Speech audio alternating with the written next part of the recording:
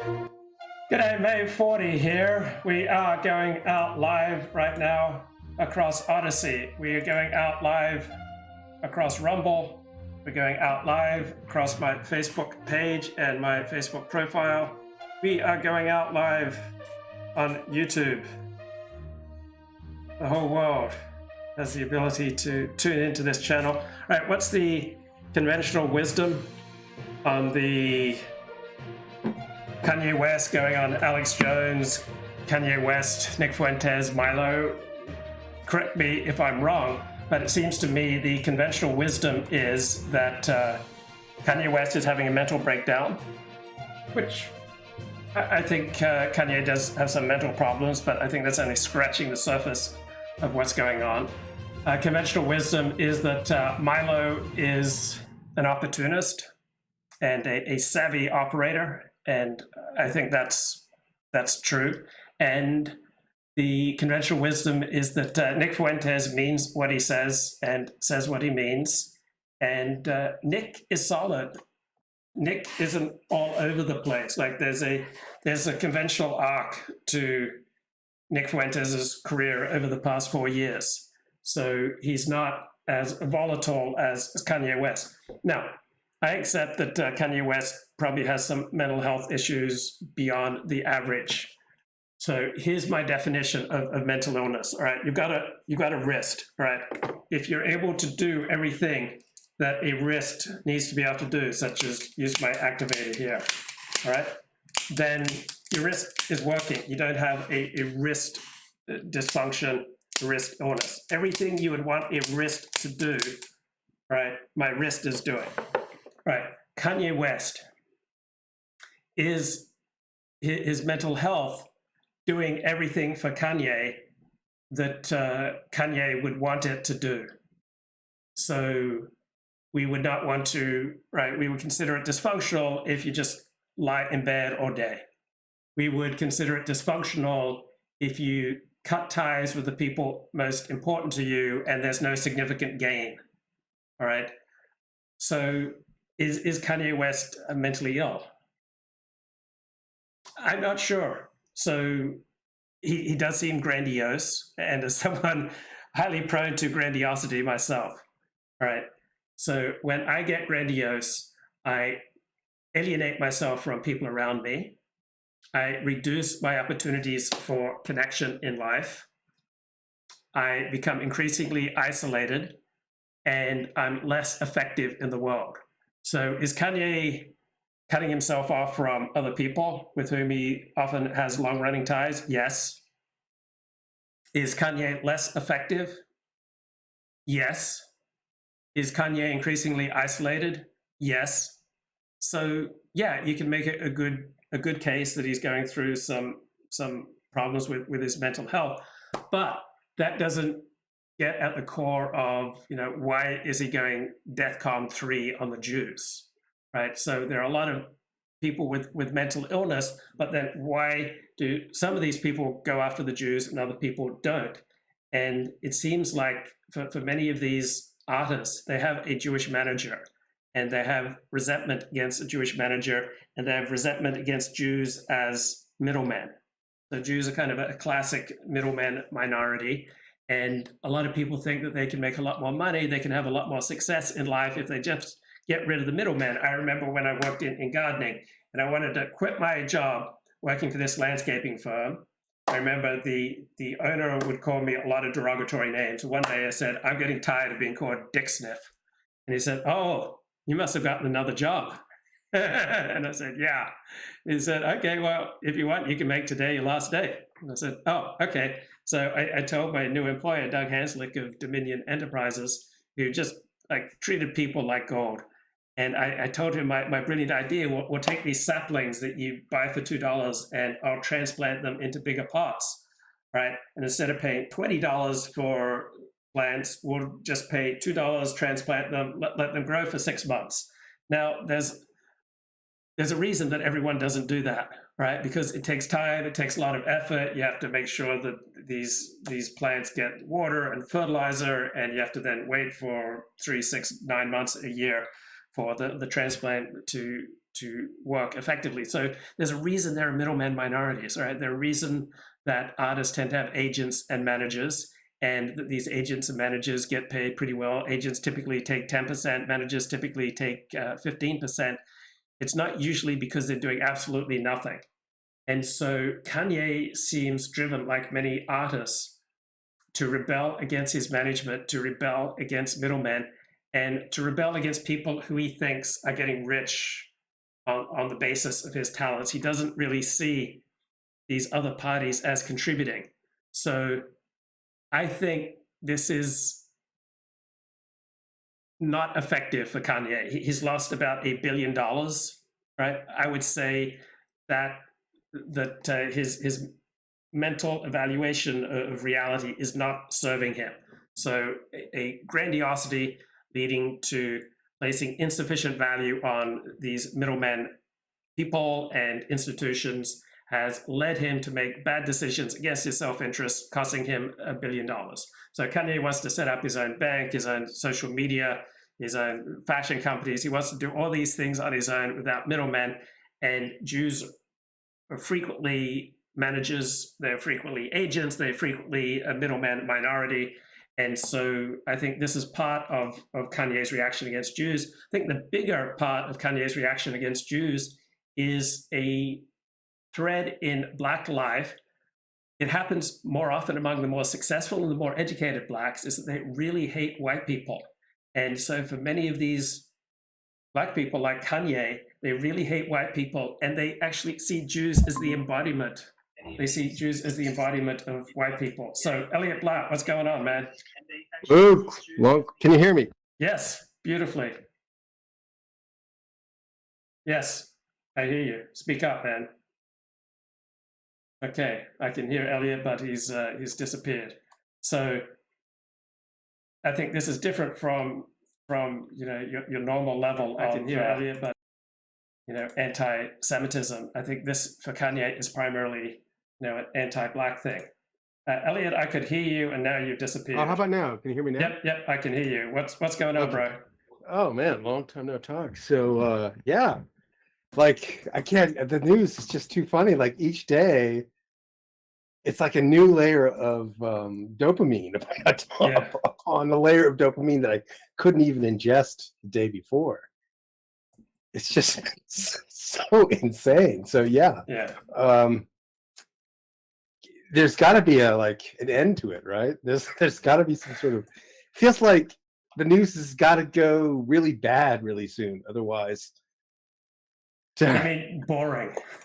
I mean, yeah, we don't get but not even joy. boring, but bad and sad making. Otherwise, how are you going to sort of balance out all this dopamine that's been flowing in the news lately? Right. Am I looking? That's the way I see the world anyway. But yeah, I've been busy little beaver here. It's like if I pick up the phone now, I'm expecting this high dose of insane entertainment. Yeah. And if I don't get it, I feel like deprived. Yeah. So it's got 2016 energy. It has, but there's a new twist, at the same time. History doesn't repeat, look, it rhymes. Oh, that's good, Elliott. Oh, well, it's a cliche. It's nothing I had coined. But it's 2016-esque, let's say.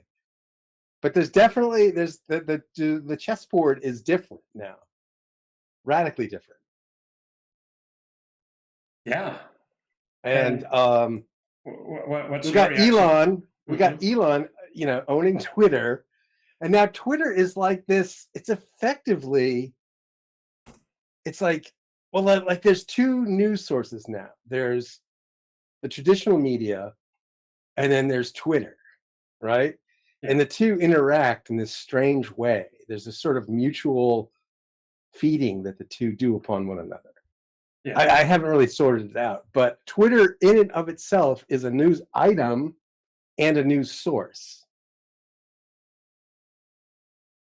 Do you know what I mean? It's a lot more fun these days on Twitter.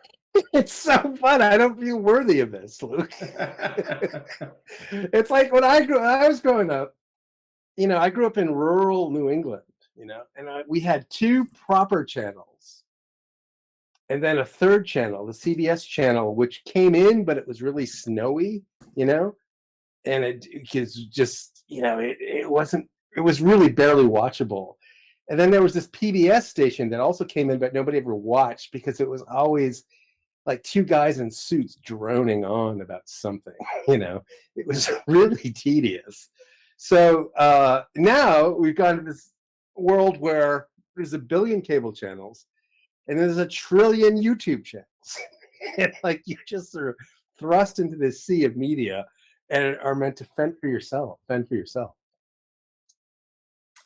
Yeah, it's a brand new world. And all those people who predicted that Twitter wouldn't change under Elon Musk, I think it's pretty clear that they're wrong. They're very wrong indeed. Yeah. So I haven't even tuned into any of today. I don't know if there's any other developments, post hooded Kanye. I don't know if there's been anything of import that happened after that. Oh, they're just people's opinions. Yeah. What is and America got kicked out of the World Cup. Yeah, so I got up at 2 a.m. to watch that. Okay.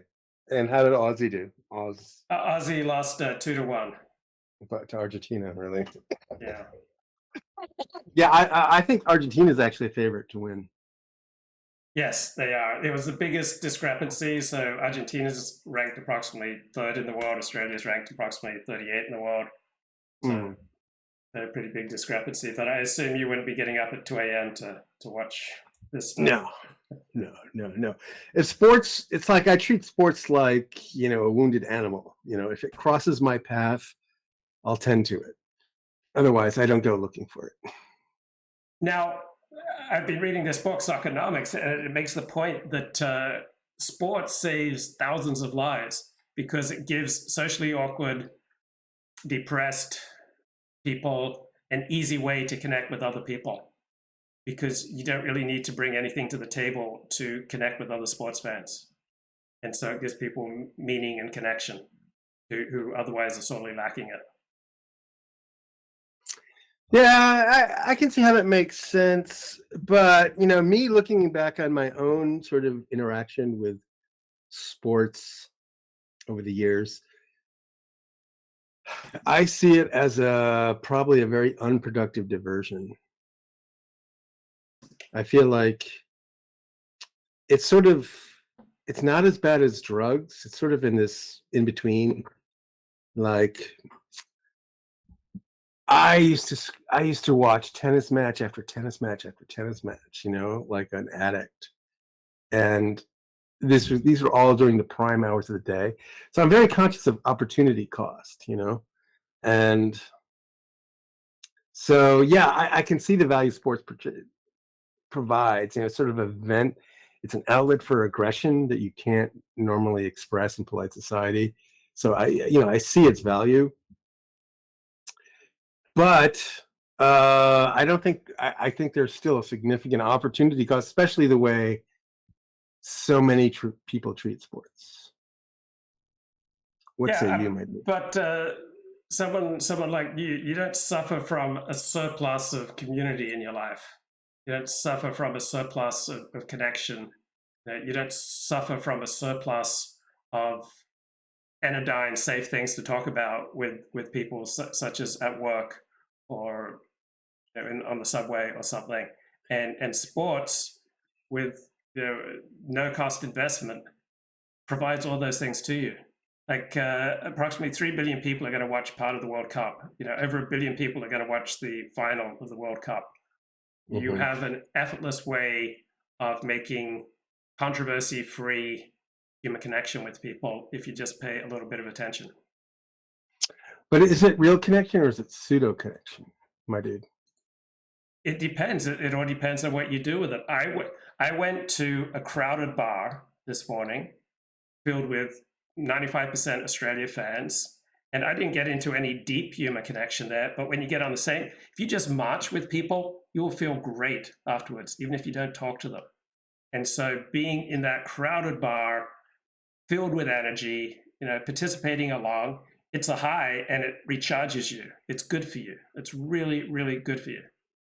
Now, is it a substitute for deep and meaningful conversation? No, but it's sure better than nothing. Yeah, I'm not making necessarily value judgment. I'm making an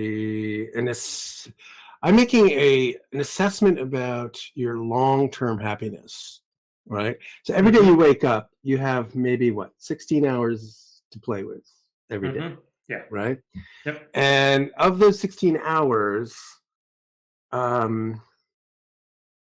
certain percentage of them are going to be productive, meaning they move you along, and the remainder are going to be unproductive. And sports, I mean, the way my brother uses sports, I mean, he'll watch the entire NFL card on a given Sunday, and probably a good bit of the college card on a Saturday, And I understand people need to relax. I'm not trying to deprive them of that, but those are a lot of valuable hours, that you could be investing either in your career or your own personal knowledge, that are just sort of squandered away in this sort of reverie of a dream about people you don't know playing a game that you don't really care about. Okay, and so what do you typically do on your Saturdays and Sundays? My Saturdays are generally it's errands. It's basically all the things I can't do during the week. Plus, I've been sort of nursing this little side project business, the book thing, along. So a lot of little things, a lot of small trips, a lot of meaningless errands, a lot of not pointless, a lot of errands that need to be done, a lot of tasks that need to be accomplished, but nothing major. And I'm not writing like a great novel. I'm taking care of business. Right. So if you're not writing a great novel, you're not making dramatic, profound, meaningful, lasting change to your life. So it doesn't seem to me, just on the surface, that people would be better off running errands. Dramatically better off running errands instead of watching sports. I mean, I'm open either way. Well, what I'm saying is, I'm sort of laying the foundation. I'm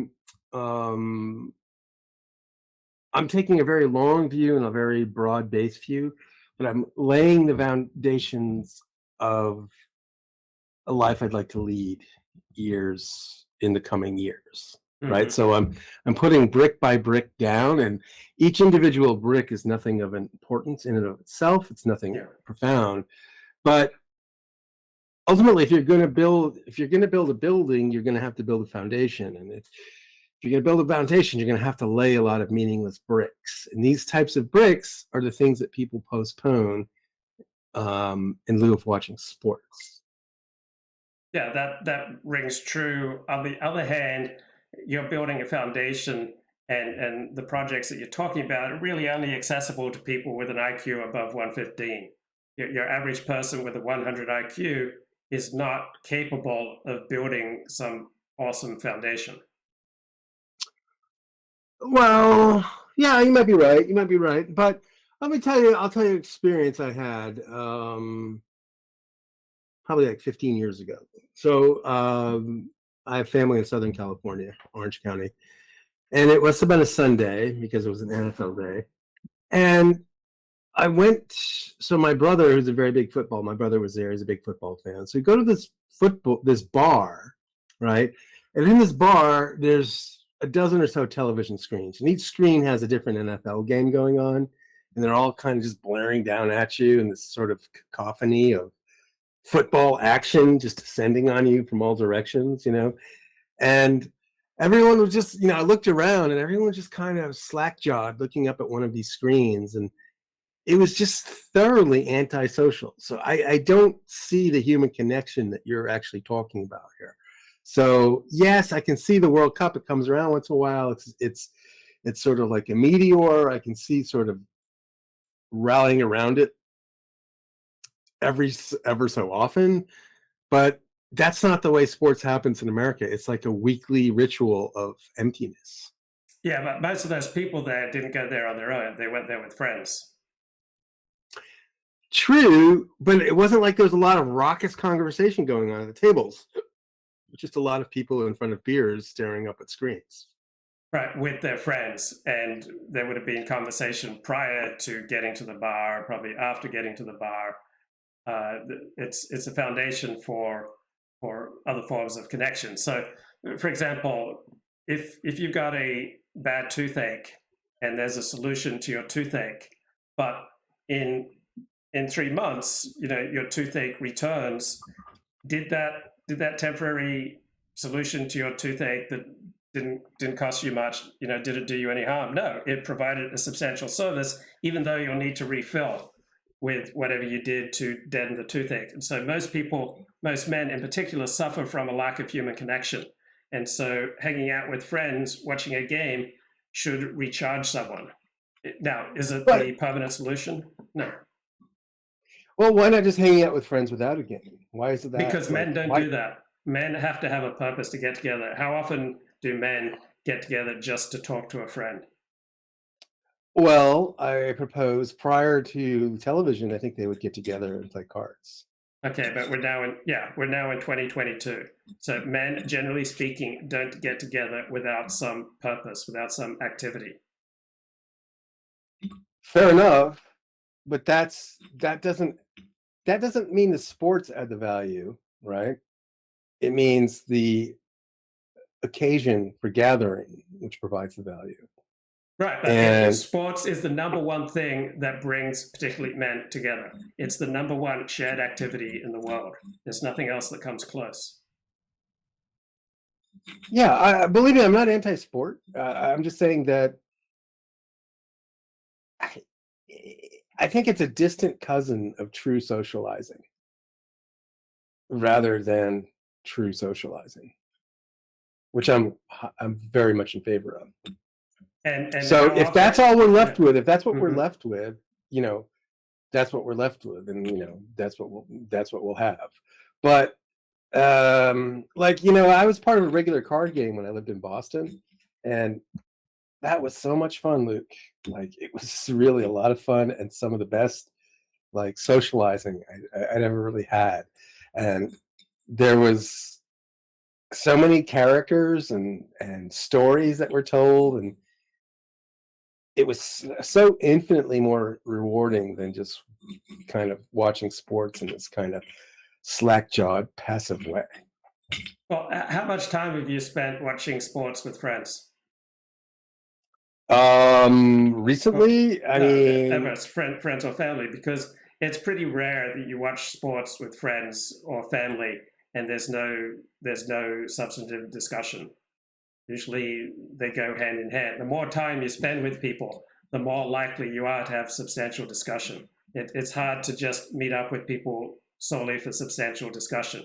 There's the rare type of friendship that happens, but generally speaking, the more time you spend with someone, the more likely you are to have substantial discussion.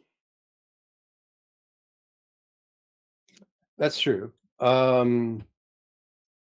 So it's been a while since I used to watch a lot of tennis. Like I said, when I lived in Boston, I watched a lot of baseball for a while, and I quickly got sick of it. Wait, with friends? We're talking about with friends or family?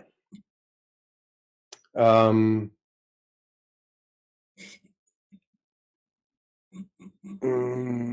when I would watch sports with friends, we would sometimes we talk about the Bible, sometimes we talk about politics, sometimes we talk about what's going on in our life, sometimes we talk about business or education or dating.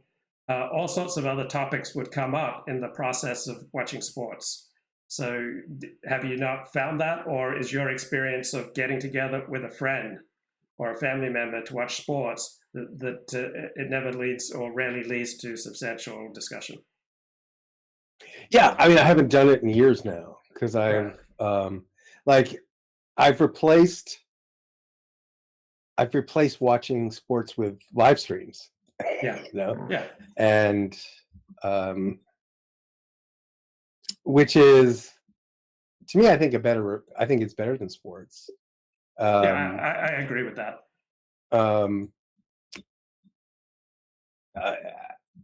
I guess I've seen so many people so consumed with sports, and this is especially true in Boston, where it's really the only thing going on. The people seem to be really one-dimensional. You know, the people don't. If that's all you can talk about is sports, you're Right. missing Obviously, if all someone can talk about is God, there's something wrong. If all someone can talk about is politics, there's something wrong. So obviously, it should just be a supplement. But when a political movement such as the alt-right, heaps contempt upon sport ball, I think, great, you're heaping contempt on the possibility of connecting with billions of people. Right? You are turning off the easiest way to connect with other people. So obviously you can overdo anything. You can overdo God, you can overdo religion, you can overdo drinking water, you can overdo exercise, you can certainly overdo sports.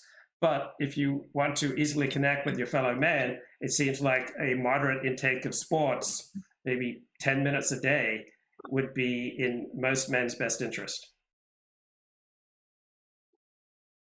Fair enough. Yeah, I don't disagree. But I would like to. I guess there's active entertainment and passive entertainment. I think ultimately watching sports is a passive entertainment, and I think there's just way too many passive entertainments. I think people are more enriched by active entertainments. By active entertainments, I mean things doing something in the real world, becoming better at something. So I had to learn social skills. I went to a sports bar approximately 9 months ago for the first time in maybe 30 years. I had to suddenly brush up on a whole new set of social skills. I wasn't aware of what's the etiquette, and I started talking to strangers. I made connections. It was awkward for me because I haven't spent time in a bar for approximately 30 years. And then I just went to a sports bar this morning. There's a whole different way of ordering coffee here. They don't sell coffee in a bar. So there are a whole bunch of social skills that I had to learn and a whole bunch of social challenges that I had to learn by going to a sports bar. It was a highly active and mildly nerve-wracking experience for me both times. Well, I saw that video, Luke, this morning, and you looked like a fish out of water. You totally were not in your element, Yes. And it really looked at somebody. It just became clear just through your body language that this wasn't your natural habitat. You were a ficus among eucalyptus, Luke. You weren't comfortable, but you wanted to be comfortable at the same time. Yes, that's exactly right. That's an excellent read. I was not comfortable. I wanted to be comfortable. I put myself in a situation that is not natural to me. I don't naturally spend time in pubs. I had trouble ordering a coffee. I twice took someone else's coffee when they brought the coffee over, and the other person had to bail me out. It was like I had someone come up to me like security saying, what are you doing, when I was live streaming. It was an awkward and challenging experience, but then that's a really good thing to put yourself in awkward social situations and learn new skills. So how long did you last in that? The whole game. You made the whole game. Yeah, 2 hours. Go. Yeah.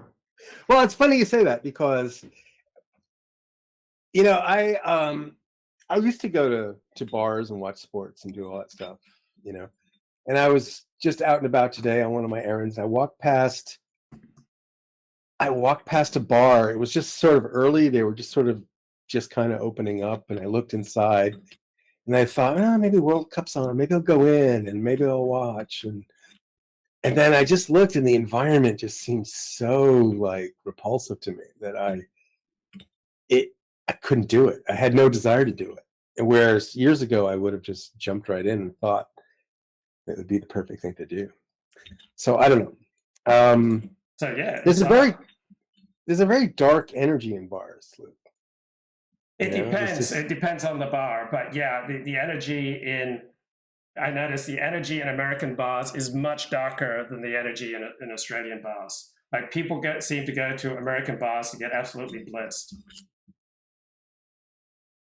Yeah, and I think it's probably more solitary in America than it is in Australia. Yeah, because a lot of people will just kind of buy a beer and just kind of stare off into the distance and not really engage and not appear like they want to engage. Whereas I guess Oz is different. yeah, it wouldn't surprise me if Oz is different. Yeah, it's somewhat different because there's just higher quality of life. There's not nearly as much reason to be afraid or on edge. If you drop your wallet, the odds are very high that someone would return it to you. You don't have to be on edge. I mean, there are like 6 coppers around, so I think it's usually illegal to be serving beer at 6 a.m. in Sydney on a Sunday morning, but they loosen the rules for the World Cup. But yeah, it is much more of a kind of a family, communal, much more socially acceptable. Like families go to pubs and order a meal. Yeah, I was shocked. I mean, I know, like in Ireland, I guess that's a big part of the culture. Like, it's perfectly acceptable to bring your kids to a bar, and it's certainly not the case here. Or people definitely look askance at you if you do. But it's also like, in a more cohesive society like Australia, where you have these special occasions, you can bend the rules, right? Whereas in America, I think you can't, because it has to be much more by the book, because everything is so law governed. Whereas, am I right or wrong? Like, there's a way to bend the rules. Yeah. When there's because a lot of America's much more litigious, and it's an individual society where almost every interaction has to be negotiated. Where in a more corporate society, you don't have to negotiate interactions because most things go without saying. Yeah. There's a bar, I think the #1 sports bar in Sydney is called Cheers. Oh yeah. Based on the TV show, which is just an excellent show. And yeah, you can pretty much 24/7 get any sport you want there. Well, yeah, Chinatown.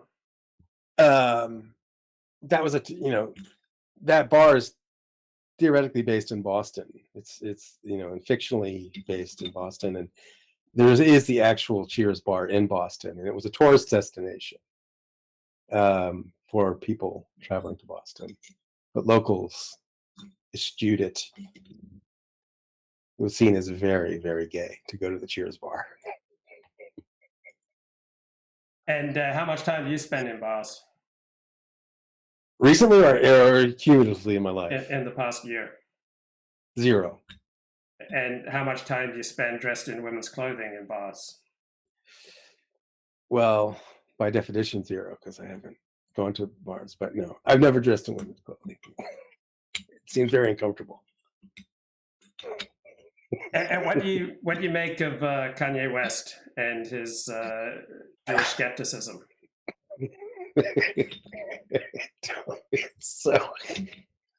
This is a total onion of insanity. So, where do you begin? Like, who's calling the shots in this situation?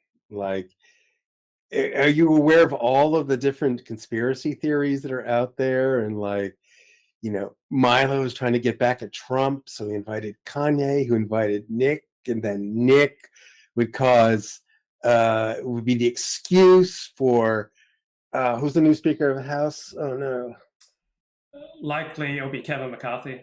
Yeah, McCarthy would have to disavow Trump and give the nod to DeSantis. I mean, the layers of insanity are completely inscrutable. Kanye is he's even more unstable than I thought he was going into this. I mean, once he appears on Alex Jones dressed in a hood, I mean, this guy is borderline. He's on the precipice of sanity, as far as I'm concerned. I mean, what would it take for you to appear on a hood with Alex Jones? $10,000. You do it for $2,000, but not 9. 10 is your max, No, is minimum, 10, right? 10, absolute 10. minimum. 9, your dignity is just more important. Yes. Like I shaved off my beard for $500 cash and a loan of several thousand, $8,000. So is this true? Yeah. You did this? Yeah. Who offered you money? Who would offer you money to shave off your beard? Family. Oh, your family did. Oh, they were trying to get you to straighten up and fly right. Yeah. And I was moving. I needed to move and get a new apartment, so I needed first and last month rent, and I didn't really have it, so I really needed it. So the beard was a symbol of your rebelliousness that you needed to get rid of for them to take you seriously? No, my beard. To loan money to? No. My beard was a symbol that I no longer write on the porn industry. So soon after I quit writing on the porn industry, towards the end of 2007, I read an article on the role of the beard in Judaism, and I thought, I'm going to grow a beard. This is the Jewishly serious way to go. But shaving it off meant you would no longer write about porn? No, so 3 years later, everyone knew I no longer write about the porn industry. It wasn't as necessary that I make a statement. Okay. I'm sorry, I must have missed a beat here, because your family wanted you to remove the beard, correct? Yes. And so after having a beard for 3 years, I shaved it off in exchange for money that I needed. I know, but so the money, why would they pay you money to shave your beard? They just wanted to help me out. They realized I was in a tough time, but I was starting my Alexander technique practice, and they thought that it would be better for my Alexander technique practice to shave my beard. Oh, okay. All right. So, okay. So by doing that, you demonstrated to your family that you were serious about getting your financial house in order and that you were a sound investment. Yes. Okay. Fair enough. It's a complicated life you've led, Luke.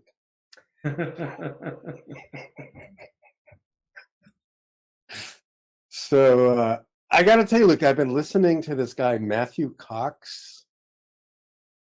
I've sent links to you here and there. I don't think you've read them, but each one is more like spellbinding than the next. It's really interesting content.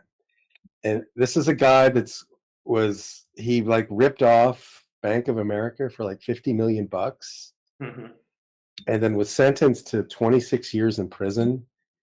And then he ultimately got out for, I think, after 13 years. And this guy's incredibly high IQ. He's not your average criminal, right? He's a fraudster, and he admits this full on.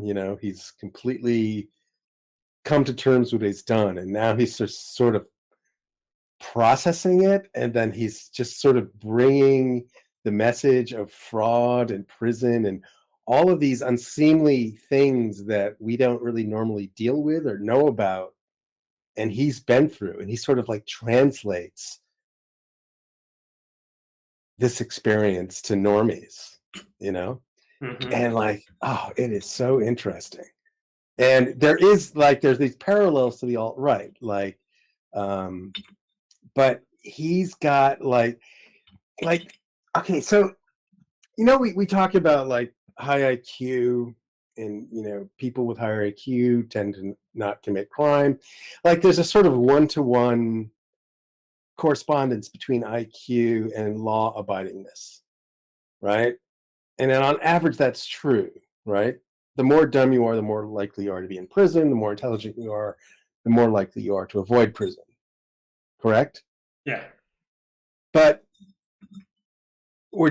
there are exceptions to this rule, right? And so a lot of fraudsters are incredibly high IQ, Yes. They've sort of managed to pick the lock of the system and explain how they've picked the lock. And it's, to me, I find like it's just really captivating content. And I'm wondering if it's like dangerous to even listen to this content. Well, I think there's an easy answer to that. For some people, it is dangerous, and for most people, it's not dangerous. True, but it's like reading Mein Kampf. For 99.9% of people, reading Mein Kampf is not going to do them any harm. Is that fair? That's fair, but I guess you wouldn't do anything, you wouldn't act on anything until the idea to act on it, till the idea first bloomed in your mind, you know? Right, but it would only bloom in the minds of certain people. I disagree. I think it would bloom in everyone's mind, but not everyone would have the wisdom to evaluate the consequences of acting on the idea. So what percentage of people do you think would face even a minimal amount of peril of imitating these criminal ways if they start watching videos on Matthew Cox? So I would say 1%. A few of them. I would say I like you'd like to say, I think it's the situation's the boss, right? Yes. Normally, you and I, most people with, an income and connections and family, and they wouldn't act on these ideas for fear of all of the pain and disruption it would cause to them. But let's say your back's against the wall, the cards you're dealt are led to, and you're facing foreclosure or eviction, and suddenly crime seems like the only way out, right? Yeah. Are you sure you're strong enough to resist that urge? We don't know until we're tested, Luke. Yeah. And so I don't know. I that's why I find this so interesting. I find this guy's topic so interesting. Like, it's like a lot of these people don't realize they're embarking on a life of crime when they just do one little crime. But usually what happens is there's the spiral that kicks in, right? And then they think the way that they can reverse the spiral is to do yet another crime to right the wrongs of the previous crimes and like get back to even, Do you see what I'm saying? Yes. Like, and like, take the example of Sam Bankman-Fried. It's perfectly possible that, I have no idea what's exactly happened, but people start chasing losses, right? And then they lose again, and then they have to chase even still more losses. And then the thing spirals out of control.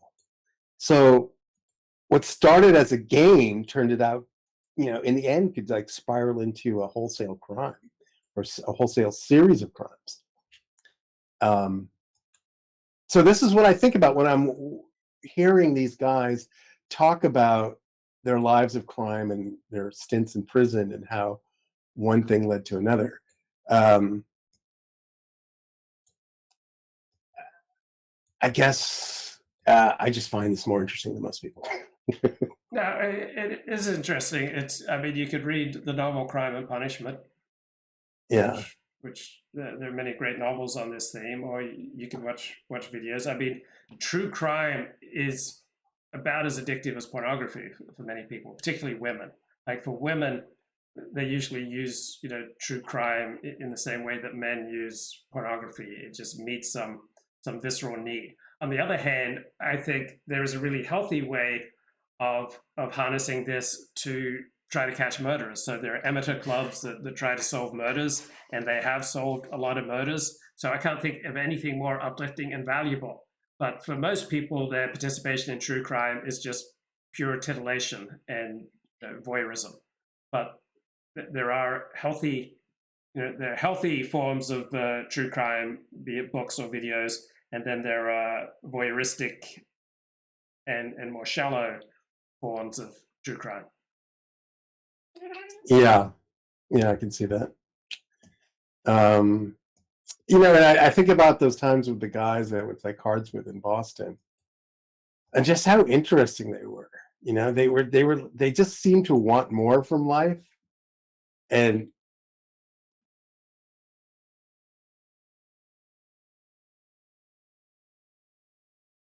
you miss it. Okay, somehow we've lost Elliott Blatt there, so maybe he will come back. Meanwhile, okay, so even if someone is mentally ill, so I don't think Kanye is 100% at his mental peak, but his rants against Jews, I think, reflect primarily a very common anti-white instinctive loathing on a segment of the Black community. I think most of Kanye's and most of Black quote unquote anti-Semitism is really anti-whiteism, and for people of color, I think generally speaking, Jews are regarded as the quintessential whites. They're not regarded as non-white. They're not regarded as a separate group from white people. So I think what's really driving Kanye is fear and loathing of middlemen, fear and loathing of his managers. And Elliott, you're back. Sorry, Luke. I clicked a tab and you were the tab. I don't have my glasses, so I was rambling and babbling. So anyway. Okay. So do you think you're using true crime in a voyeuristic and as cheap thrills? Well, I guess it's feeding the same sort of it's feeding the same vein that sort of alt-right drama used to feed. Yeah. Like the days of 2017, 18, 19, that alt-right was like just such captivating content. Yeah. Now it seems to have fizzled to a great deal since Richard's gone clean.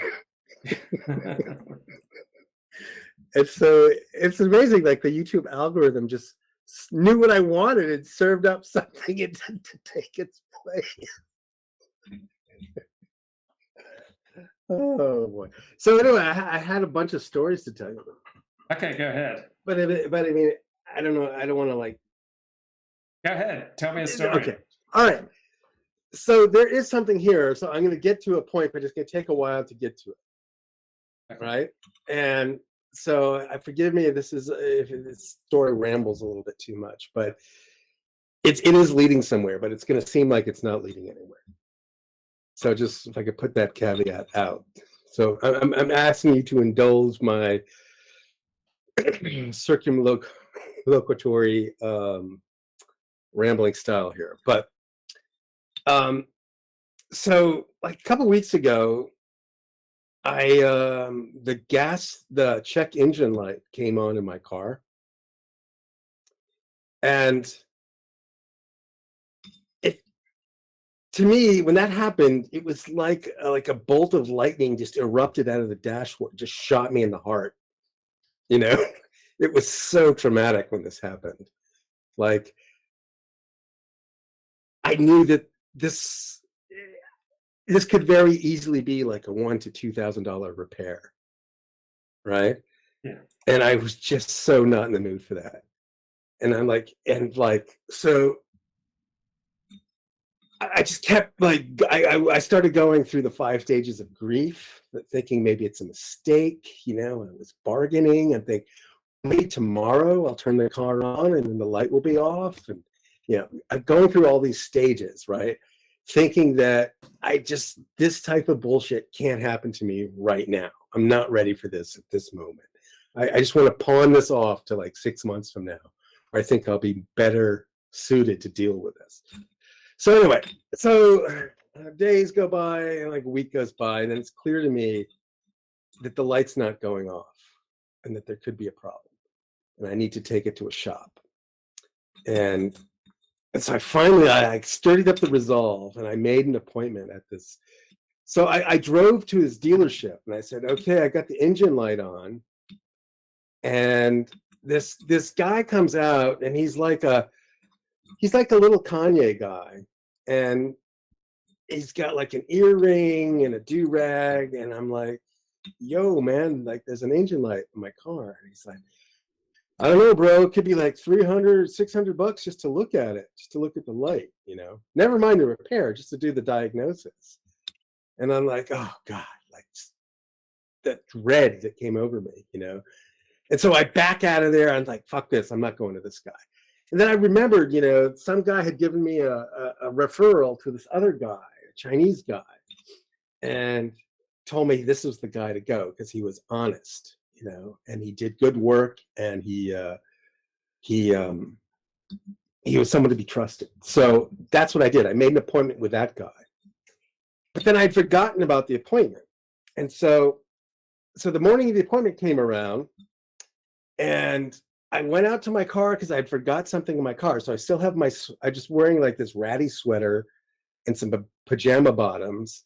You know, I run out to the car just for what I thought was going to be a minute or two, and just to get something and then come back in. And then while I'm at the car, I remember that I have the appointment, that I have to get to the appointment.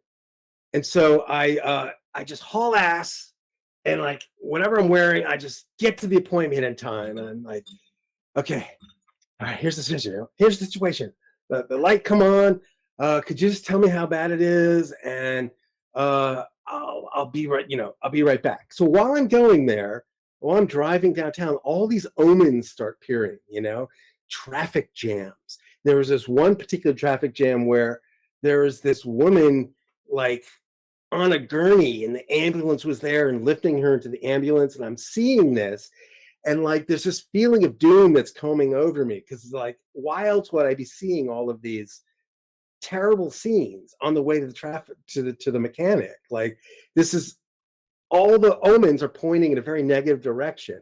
So I'm thinking, oh, this is going to be 2000. This is going to be a huge repair. This is like a total engine replacement. You know, I'm going through these cycles of grief while driving, like thinking that there's been a lump found, you know, and a lump in my lungs, and I'm going to need surgery. I'm just, doom and gloom is just overtaking me as I'm driving. So I finally get to the mechanic and I say, okay, here you go. Could you check the engine light and just tell me what's going on? He says, sure, man. It's about 10 a.m. at this point. He says, I'll call you around noon. So, all right, fair enough. And so I got to kill some time, right? I got two. So by the way, the garage is on 10th Street, which is also where the Twitter headquarters are. And you know how Elon's been on the news? Yes. So I'm thinking, I've seen this in a dream. I'm going to run into Elon Musk, and then I have this little idea that I want to pitch to Elon Musk. And I'm like, this is perfect. I dreamt this situation, and I'm going to run into Elon Musk, and I'm going to pitch him my idea. And then he's going to give me lots of money to implement this idea. And this whole thing is unfolding. This is all God's plan, right? So this is the alternate version of this is the opposite of the doom and gloom scenario. This is like the rosy, like, you know, unbelievably good fortune story that's going to unfold. So I'm roaming around 10th Street, going to various places. So I've got like a gift certificate to Bed Bath & Beyond, which has been in my pocket for like 6 months. And I thought, well, maybe I'll just go buy something at Bed Bath & Beyond with my gift certificate. So I do that. I buy some sheets and some other crap. And, you know, it's the only time I could like stomach Bed Bath & Beyond. And I'm walking around, and I'm deliberately taking as much time as possible, because I'm literally like just killing time for 2 hours, you know? And so I'm ambling around. I buy some grapefruit juice at Trader Joe's. It's been so long since I've had like so much free time to just piss away in this manner, but I was sort of excused because my hands were tied. The car was in the shop. It was like this little Ferris Bueller's Day Off type of situation that I got midweek, which I don't normally get. So I'm sort of savoring this opportunity, at the same time dreading, knowing at any time the guillotine's going to fall and this huge auto repair is going to happen, and I'm going to be fucking distraught because it's going to cost lots of money. And at the same time, I might run into Elon Musk, because why else would I be on 10th Street roaming around if not to run into Elon Musk? So it's like this weird slurry of ideas that are just going on in my head, and it's endless and totally. So this just drags on for like 2 hours and he doesn't call. And there's a third hour. So finally it's 1 p.m. And I walk by the shop and it's all locked up. And like, where the hell is this guy? So I'm like, the only reason he's locked up is because he's going to buy this expensive part, And so this added to the drama. I was like, oh, it's going to be even more expensive than that, right? And so I go to this cafe and I'm like, all right, whatever fate has in store for me, I'm willing to accept. I'm going to, God, it's in God's hands at this point, right?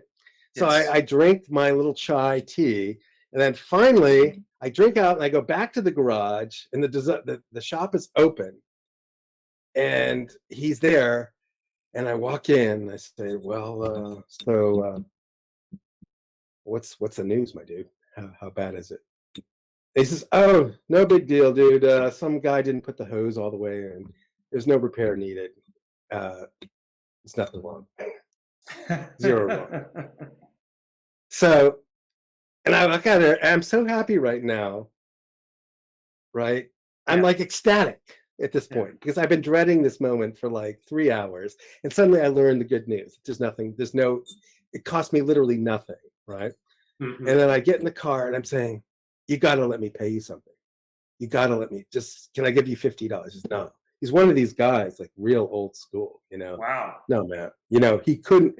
I multiple times I offered to pay him just for the time of looking at it, which he did justly deserve, Yeah.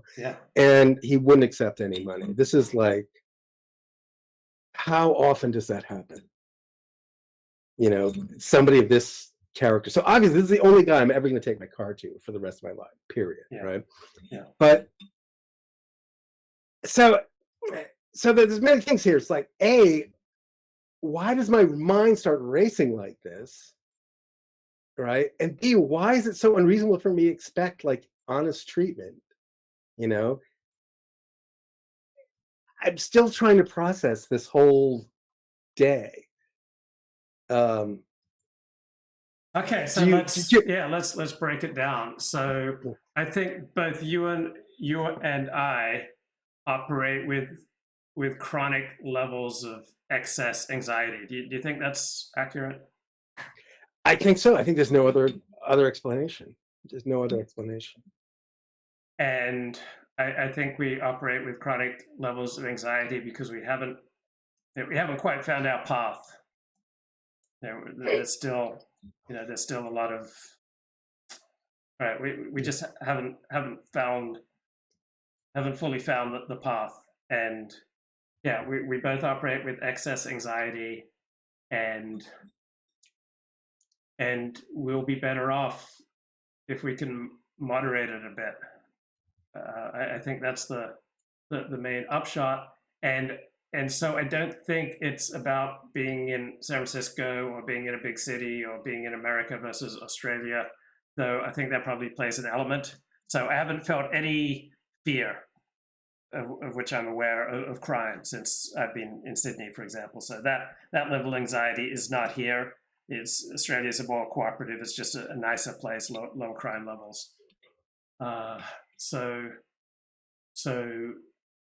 yeah, I think what we're talking about here is primarily about well-worn neural pathways for each of us that we would benefit from rewiring. I think that's the primary thing that's going on. What do you think? I think that's true. And I like to entertain the story that, well, I've done this rewiring. I've been working on this for so long.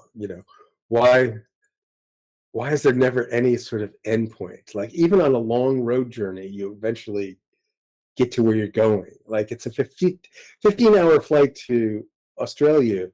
Yes, it's long. Yes, it's uncomfortable, but you ultimately do get to Australia, right? Yeah. So why is it that the destination never just quite seems to arrive? Because there's probably important work that we're not doing, and we're probably exaggerating to ourselves the effectiveness of the work that we are doing. Yeah. Oh, that was the other thing I want to mention. So also on my feed, I've been getting these videos about NDEs, near-death experiences. Mm-hmm. Have you ever watched any of that content? No. Okay. I just started. I never used to either until recently. And then once you watch one, you get a bunch of the algorithm, you know? So it's about all of these people that in various circumstances have basically died and then come back, you know? And they could have died for 10 minutes or 20 minutes, rarely more than 20 minutes. But they come back and then they tell the tale of what their experience was. So they've all been clinically dead, right? And they explained the process of what it was like to die and then to come back, right? So, and these people are such varied walks of life. You know, you hear about stories like this, and you always think of like this, you know, this California woman. She's like 57. She wears a muumuu and she's got a scarf. You know, it wasn't like that at all. These are like people from very like different walks of life, men and women, old and young, you know, scientists, mechanics, you know, the entire gamut of human experience is sort of represented in these people that have had these things. And all of the stories are very different, but there's always these same themes, right? And the fundamental conclusion that the fundamental teaching, the fundamental lesson that they've learned that they bring back is that they regret not having treated people better, you know, and that their fundamental task and mission was to treat people better than they've treated people in the past, and that all the other stuff was all very secondary. But apart from that, there's also these other things that are interesting, like the different phases of the experience. Like it's this dark experience that finally gives way to this light experience, and then they meet beings who have words for them, but they're not words. They're just sort of telepathic communication and so forth. Anyway, it's just, you know, I didn't expect my, so anyway, I watched a bunch of these, you know, and I found these things to be really uplifting ultimately, as in a way I didn't expect. Yeah. I haven't consumed this material deliberately, but when I have stumbled upon it, it does have an uplifting effect. It clarifies what's important in life. Yeah. And you know, at the same time, I've been wanting to like share this with other people, but I feel like it sort of crosses a line that it's not considered good news. I don't think very many people will be open to this, right? I don't think it's in good taste. Or do you? Right, you have to pick your person, pick the situation. It's not a normal conversation starter. Yeah, but at the same time, you like, I feel like I have just so much a lighter approach to life. You know, I feel like it's altered my worldview in a very positive way, and I feel like I want to share that with people. So even if it's not socially acceptable, I feel like maybe it is still the best thing to do. So what do you think would happen if you directed conversation in this direction when it's not socially acceptable? It would probably be, I think there'd be a range of reactions. One to being some people will find it very captivating and interesting, and they'd be grateful for it. Others would be very discomforted and try to exit the situation as quickly as possible. And then a small slew would be probably angry or snippy with me for having done this. I think there's a range of responses, but I think the risk of I think it would put me in sort of the crazy bucket for sure. I think a lot of people would recategorize me if they haven't already categorized me as being insane. I think I would lose friends. But were they friends in the beginning, in the first place? So, I mean, this is a type of thinking I'm very familiar with, because people who are all about Jesus or all about Torah or all about communism, anyone with a cause thinks pretty much identically to the way you just described. Yeah.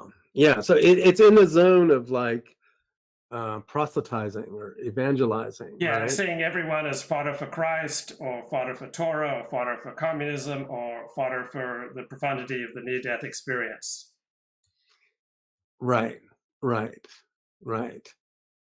And I haven't done this. I mean, you're the only one I've told, right? In our little community here. I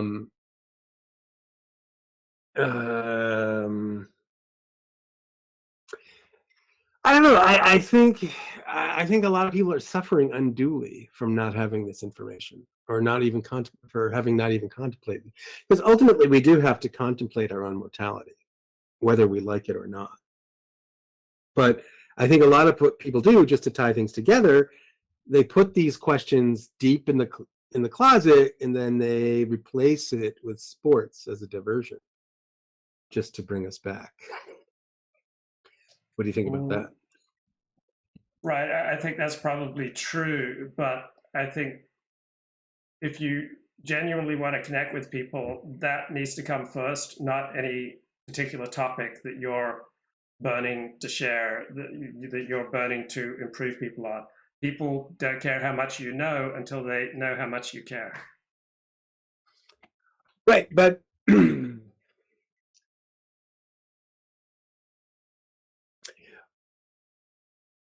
the bonding is, as you would describe it, I'm going to use it in air quotes, or scare quotes. Is it air quotes or scare quotes? Air quotes. Okay. Because I've heard people say scare quotes, and I'm never sure. Anyway, by the way, a lot of YouTubers, well, popular YouTubers, make some very fundamental grammar mistakes. Are you aware of this? I don't pay a lot of attention to it, but I would assume it's true. Anytime you speak off the cuff, you're going to make grammar mistakes. Yeah, but there's like nitpicky mistakes, and then there's just howler mistakes. But anyway, not to divert. Okay. But anyway, here's the thing. Like, talking about these matters, I guess, put it this way. If you're somebody that can be comfortable, or if you're somebody that you can make comfortable while discussing something as disconcerting as a near-death experience, right? I think in the long run, people will see you as, if you're something, because that topic's gonna bring up a lot of anxiety. But if your presence is such that you can sort of quell that anxiety just by your presence, and allow people to think, to think and speak openly about it, I think you're doing them a real service. I think that's a real connection versus a sort of superficial connection, which is talking about sports. Yeah, but they have to be in a place where they're looking for that. If you're just going to override what people want, and instead give them what you believe is good for them, generally speaking, that's going to be a negative. You're going to be hurting people and hurting yourself.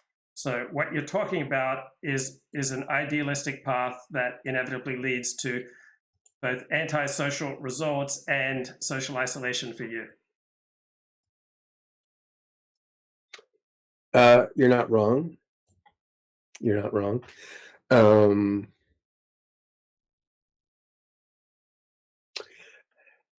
I guess, but a relationship or a conversation is a two-way street, and you need to be getting something out of it too, right? And Yes, so you should have people in your life with whom you can discuss near-death experiences. Yes. And sometimes those connections will begin with superficial connections about the weather or sports or some joke on late night TV, right? Deep connections don't necessarily begin with deep conversations. They begin with superficial, and then you move. That's if you're adroit socially, that's what happens. You don't just jump into near-death experience conversations. You start with sports, and then you share a little something from your life, and then the other person shares something from his life, and then you start heading towards deeper and deeper territory. So, for example, I was hiking by Watson's Bay, absolutely gorgeous part of the Sydney Harbour, and I said to a complete stranger, what an amazing view. And he, noticing all my electronic equipment, said, yes, it is an amazing view. It would make a great photograph. And then within 2 minutes, I found out that he was a psychiatrist. And then we started, within 5 minutes, we were talking about our favorite books. And 30 minutes later, he was demonstrating to me this matrix therapy. He was in town for a month learning a new form of therapy. So we went deep after about 5 minutes of progressively deepening conversation. So the first minute was trivial. Second minute was mildly personal. Third, fourth, fifth minutes are leading towards depth. But I didn't start out asking him about near-death experiences. This is a complete stranger. So there needs to be a smooth transition, or you're going to be annoying people. And if you annoy people needlessly, that's hurting people. And you're going to be feeling like crap yourself. So there needs to be a smooth progression from the superficial to the personal to the things that are on your heart. Yeah, okay. Bear in mind, I'm not like, I'm raising the question with you of whether or not to even bring the topic up at all, ever, right? Not should I lead with it and only want to talk about it, right? Is it verboten? Is the whole subject matter verboten? No, everything has a time and a place. There's a time for everything under heaven. Of course not. Of course not. Absolutely no way is it always verboten. But if you bring it up when people don't want to go there, you're hurting them and you're hurting yourself. So there needs to be a smooth transition from the casual to the profound. Yeah. Yeah. Like if you're in a pub watching Argentina play Australia in the World Cup, probably not the time or the place to discuss near-death experiences. Absolutely. Absolutely right.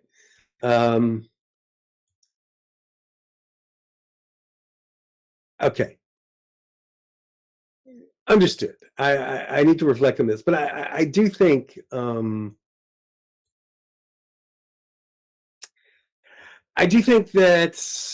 I don't know.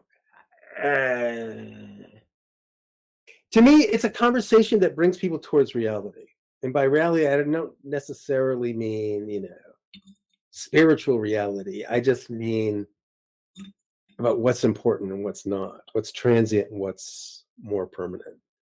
Oh yeah, it's amazing. I mean, I love deep conversations.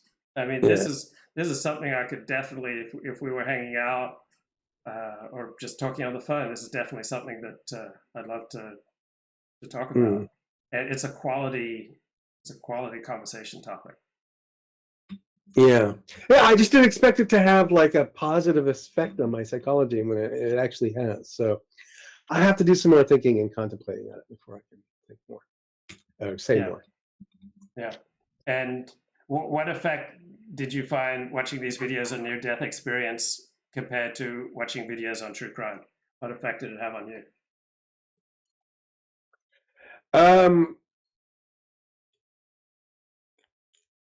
Is there a difference? There's a difference. So I notice that I'm able to catch myself in my sort of default sarcastic mental dialogue, right?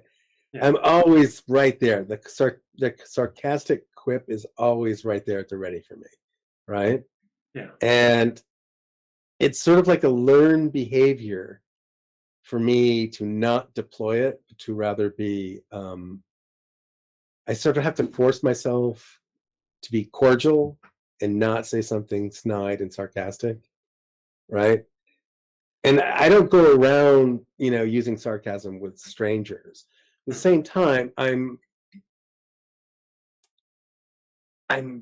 slowly becoming aware of my own sarcasm, and I'm finally seeing it as a bit unhealthy. Yeah, as a distancing device. It distances Yeah, you from other people, and it yeah, isolates you, and it allows you to falsely feel superior to other people because they don't get your sarcasm.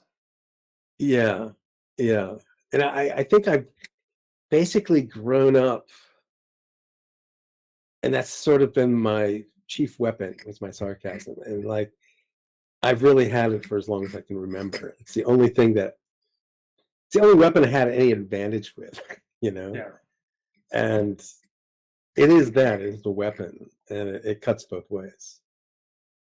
And it's powerful when you connect with people who are sincere, right? Well, it prevents me from being sincere personally. But what do you mean when you? Well, I meet people who are sincere, who won't hang out long in the world of sarcasm, and Yeah, that's refreshing. I mean, I was yeah, having conversations with people on Shabbos, and most of it was joking and sarcastic, and sometimes inappropriate. But there were times when he would ask me questions that were serious, and he'd have to emphasize to me, I'm being serious here, I'm not joking." Because mm, unless he made that emphasis, I was just taking everything as a joke. yeah, And I got a friend with whom there's probably a possibility of a deeper friendship, but he always just treats me as a joke, and he only relates to me in a joking, sarcastic way. And so mm, we have missed out on a deeper friendship because I played a significant role in this, as an immature, jokester, someone who likes to hang out in sarcasm land. He doesn't talk to other people this way. He gets a certain vibe from me, and so he only speaks to me in a juvenile, sarcastic way. yes. It's finally like once, yeah, and it's like sort of, if you go through life, you attract people who are Yes. sarcastic, Yeah. right? But then you're shocked and horrified when they use their sarcasm on you, you Yeah. know? Particularly if you're not in And the mood for it. yeah, it can really take you back, and it can really blow up some friendships, if it's not, if you're not expecting it, or if you use it harshly, because I've said some things that I've regretted, Um, and so just tying it into Kanye and this whole drama, it seems like words do matter, you know, and they have consequences. I think Kanye's learning that. Yeah, I mean, I don't see him as being on a good trajectory, No. one that's going to get him where he wants to go. What do you think of my analysis that this is being driven by this very common perception that middlemen are unnecessary, and he knows better the people that he's partnered with? Yeah, I think that's probably a sentiment that all artists have. They just think because they're talented, they should be rich. And this whole business thing is ugly and disgusting. And if not, it's only because of them they're not even richer. They don't understand how the real world works. They like to live in these ideal frames that just simply don't exist. So I used to have sympathy for that mindset, but then once I've gotten older and worked in the real world and you understand how business works at some level, I have almost no sympathy for it. And what do you make of Milo? He just strikes me as an opportunist. Yeah, I dare say demon. I'm close to. I would almost use the demon language here. I think Mhm. he's deeply disturbed, deeply cynical, deeply Machiavellian, deeply untrustworthy. I think, and like I said, I pointed this out in the chat before, but if you look at his face and you look at the way his eyes look, right? If you compare the set of his eyes to those of the set of the eyes of serial killers and other serious criminals, you'll notice some commonalities. He's a deeply disturbed soul.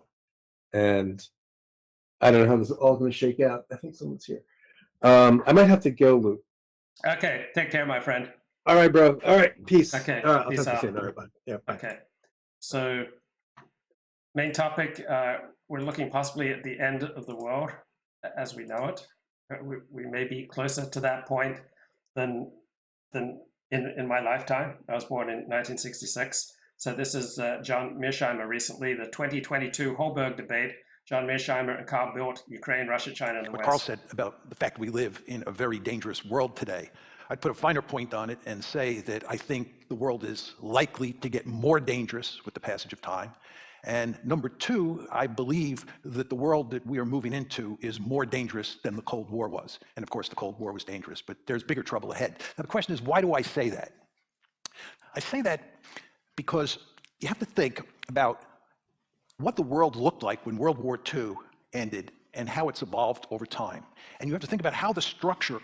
Okay, I just suddenly thought, reflecting on my discussion with Elliott, I guess I feel strongly, believe strongly on this topic that there needs to be a smooth transition from the casual to the personal to ever greater layers of disclosure. It needs to be in synchrony with other people, because I have shortchanged that throughout my life. I so love deep conversations that I've often just gone there very quickly, inappropriately, and it's annoyed people, it's made people feel uncomfortable. And it took a therapist telling me, when you annoy people, when you make people feel uncomfortable, when you offend people, you're hurting people. So I try to be smoother these days. So start out with the superficial, and then a mild amount of self-disclosure, see if the other person's interested in self-disclosure. And so I was trying that this weekend.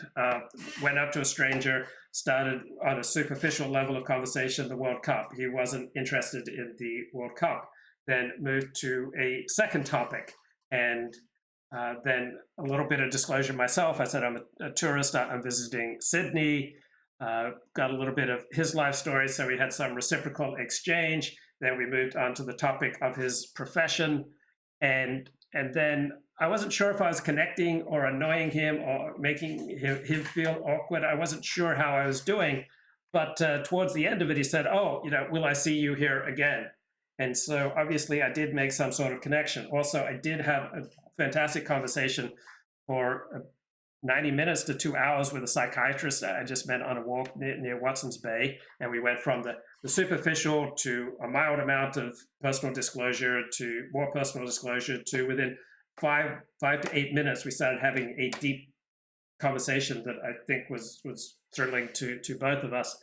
I remember when I was talking to one person and then an acquaintance came over and I started to introduce them, I was told that's very American of me. So I think Americans perhaps do more like formal introductions. They already know each other, but I was taken aback. But all of my life, I've kind of often jumped into the topic of conversation that I wanted to have. I've gone to the deep place, or I have often just used people as fodder for whatever cause is moving me at the moment. And so I think I inherited this tendency from my father, who, like me, tends to lived in a very cognitive, abstract, intellectual world much of the time. So, like my father, I believe very strongly in things, often changing those things quite frequently.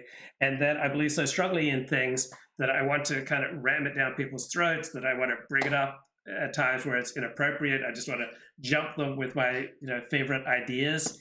And I notice how this has isolated me. It's made me feel awkward. It's made me feel unwanted. It has damaged potential relationships, and it's had a negative effect on other people. So in my old age, I'm thinking it's very important to be smooth and pay far more attention to social niceties and norms than I used to pay attention to. Of the world has changed, because that tells you a great deal about the likelihood of conflict. When I was born in 1947, it was a bipolar world. There were two great powers in the system, the United States and the Soviet Union.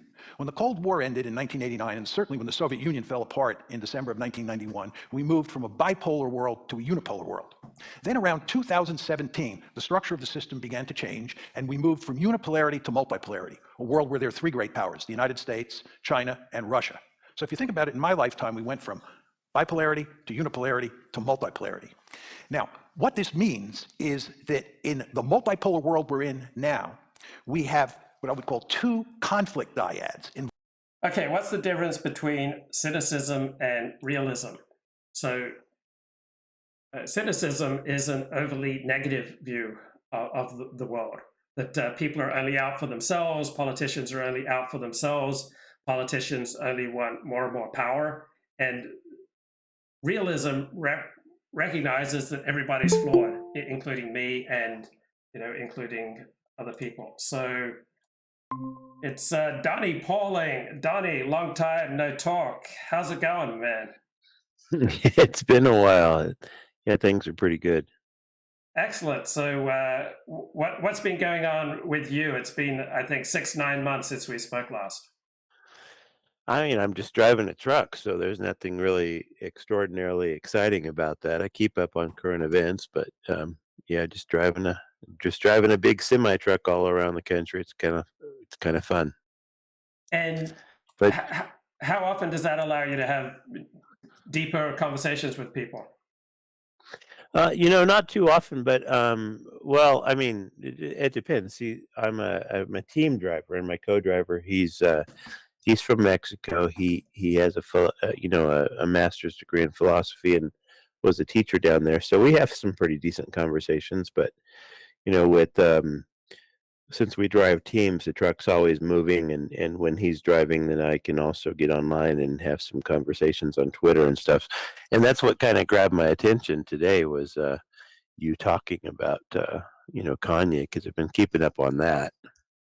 Great. So share any thoughts that you have with regard to Kanye. So I'm Catholic now, but I converted in 2014, and before that I was a Protestant Christian, and the thing that really I don't understand is how any person who claims to be a Christian can be anti-Semitic. My dad's a pastor, and all my life, he's just fascinated with Jews. And for me, okay, so for example, one of the things I only know this by reading, because in my personal experience, I never encountered any kind of anti-Semitism. But I've read that some Christians say, "Oh, Jews killed Christ." Okay, that makes no sense to me. Why they would be mad about that? Because if they believe their own Bible, that was necessary.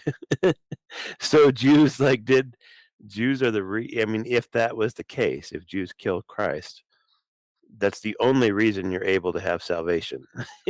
if you abide by Christian belief. So why on earth would you be mad at Jews for making it possible for a non-Jew to have salvation?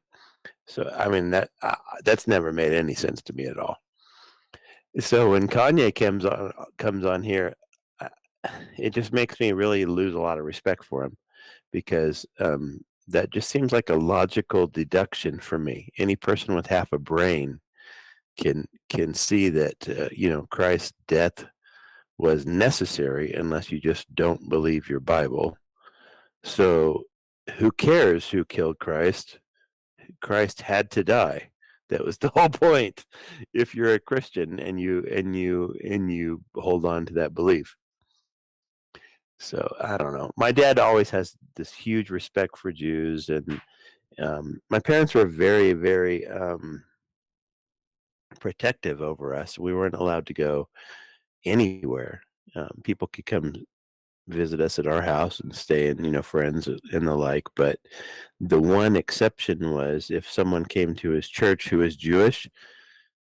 Not necessarily that that's a good thing now, but he would just let us go. He had this enormous respect. So anyone who's listened to your show and heard me talk before knows I've been in prison. When I was in prison, I got to speak with an Orthodox Jewish rabbi, which is normal for a Christian, but I sent him a note and I said, if I promise to never try to convince you that Christ is the Messiah, can I come to your weekly meetings? I didn't even know what they were called. And he said, yeah. He says, when I agreed to to work with the prison system, I agreed, one of the things is that you can't discriminate against anyone and you are perfectly welcome. So I would go there and I would talk to him. Well, my dad was very jealous because it's not often that you can discuss Torah with an Orthodox Jew if you're a Christian. Um, my dad almost, it's funny because he's a very proud man and he has good reason to be. He's a very good man, but it's like he has Jews way up on this pedestal. So I've known nothing else in my entire life. And so when anyone who's a Christian uh, um, starts spouting off anything anti-Jew, it just makes no sense to me because my dad being, going through seminary, being a pastor, these are God's chosen people. They are to be respected. They're like, you know, the opposite of what Kanye is doing now. These are people that you put on a pedestal because the Bible, if you believe it to be true, which all Christians are supposed to do, says that through these people, the entire world is going to be blessed. So I don't know. I don't get it. I think that, I mean, maybe I'm very ignorant, but it seems to me that maybe this is just a North American or USA thing where Christians decide to hate because I've never. Okay, why don't you push yourself and try to articulate why, from Kanye's perspective, it makes sense. So it's very easy to dismiss other people and their opinions as, being absolutely nonsensical and completely incompatible with our own life experience. But why don't you push yourself and try to empathize and articulate what you think might be going on with Kanye, so that from his perspective, what he's doing is being brave and telling the truth. I mean, so the only thing that Kanye claims that he is not being anti-Semitic, that he's just telling the truth, and that he's saying that Jews control everything, and he says that God loves everyone. So I understand that. Now, if he's being genuine, he's absolutely right. I mean, Jews don't control everything, but there are definitely a lot of Jews in positions of power and control.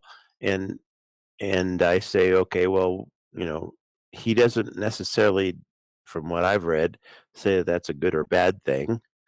I personally think it's a good thing. But yeah, there are definitely a lot of Jews who are in positions of power.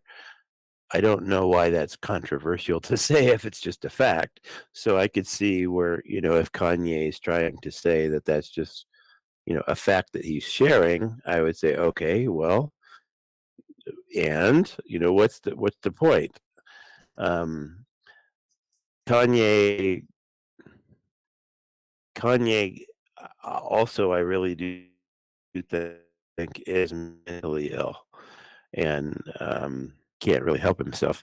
He's kind of succeeded in spite of himself, and it's kind of sad that people are holding what he says when he's on his little, emotional breakdowns. It's kind of sad that they hold those against him, and that he's done so much damage to his brand.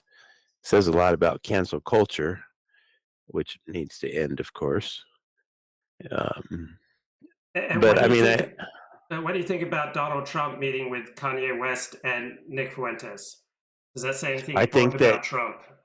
I don't think it does. I think that what Trump says about that is absolutely true. He knows who Kanye is. He had no idea who Kanye brought with him and probably didn't know who the hell Nick Fuentes was. I mean, Nick Fuentes is important to himself and of course to the enemies of Trump, but to Trump himself, he's an egotistical maniac who doesn't really care to know, who else is moving in the world. So I really do believe that he had no idea who this guy was. I didn't. I didn't know who Nick Fuentes was until all of this crap came up. And I think that anyone who's being honest, the majority who don't know who the hell he is either. So I think that people are making way too much of that. everybody knows who Kanye is, and even if he's in the middle of a mental breakdown, I don't see any problem having dinner with him. He's Kanye, so you don't have to agree with him in order to have dinner with him. Yeah. I think anybody on the planet would have dinner with him just because of who he is. If the guy shows up on Thanksgiving Day and wants to talk to you, you're going to be intrigued and say, let's hear what he has to say. And what do you think of this Nick Fuentes character? Well, I can only base it on what I've read since, and I'm very skeptical of what's written in media. So if he really is such a horrible person like people are making him out to be, I don't understand what Kanye sees in him. I mean, I do believe that everybody has the right to say whatever they want. That's freedom of speech.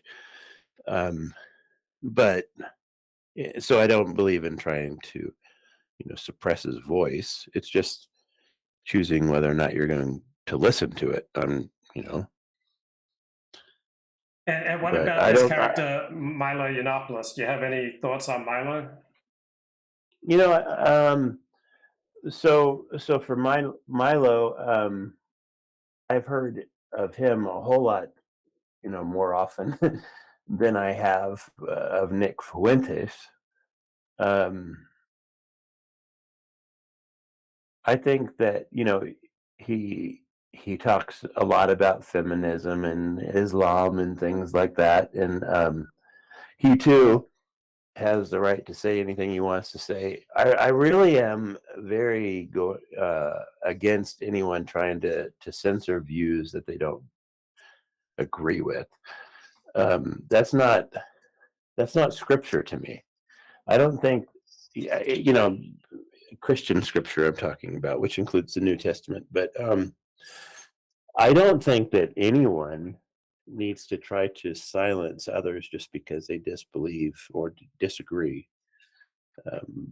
But anyway, and I'm really encouraged, by what Elon has done so far with Twitter to allow all voices to be heard.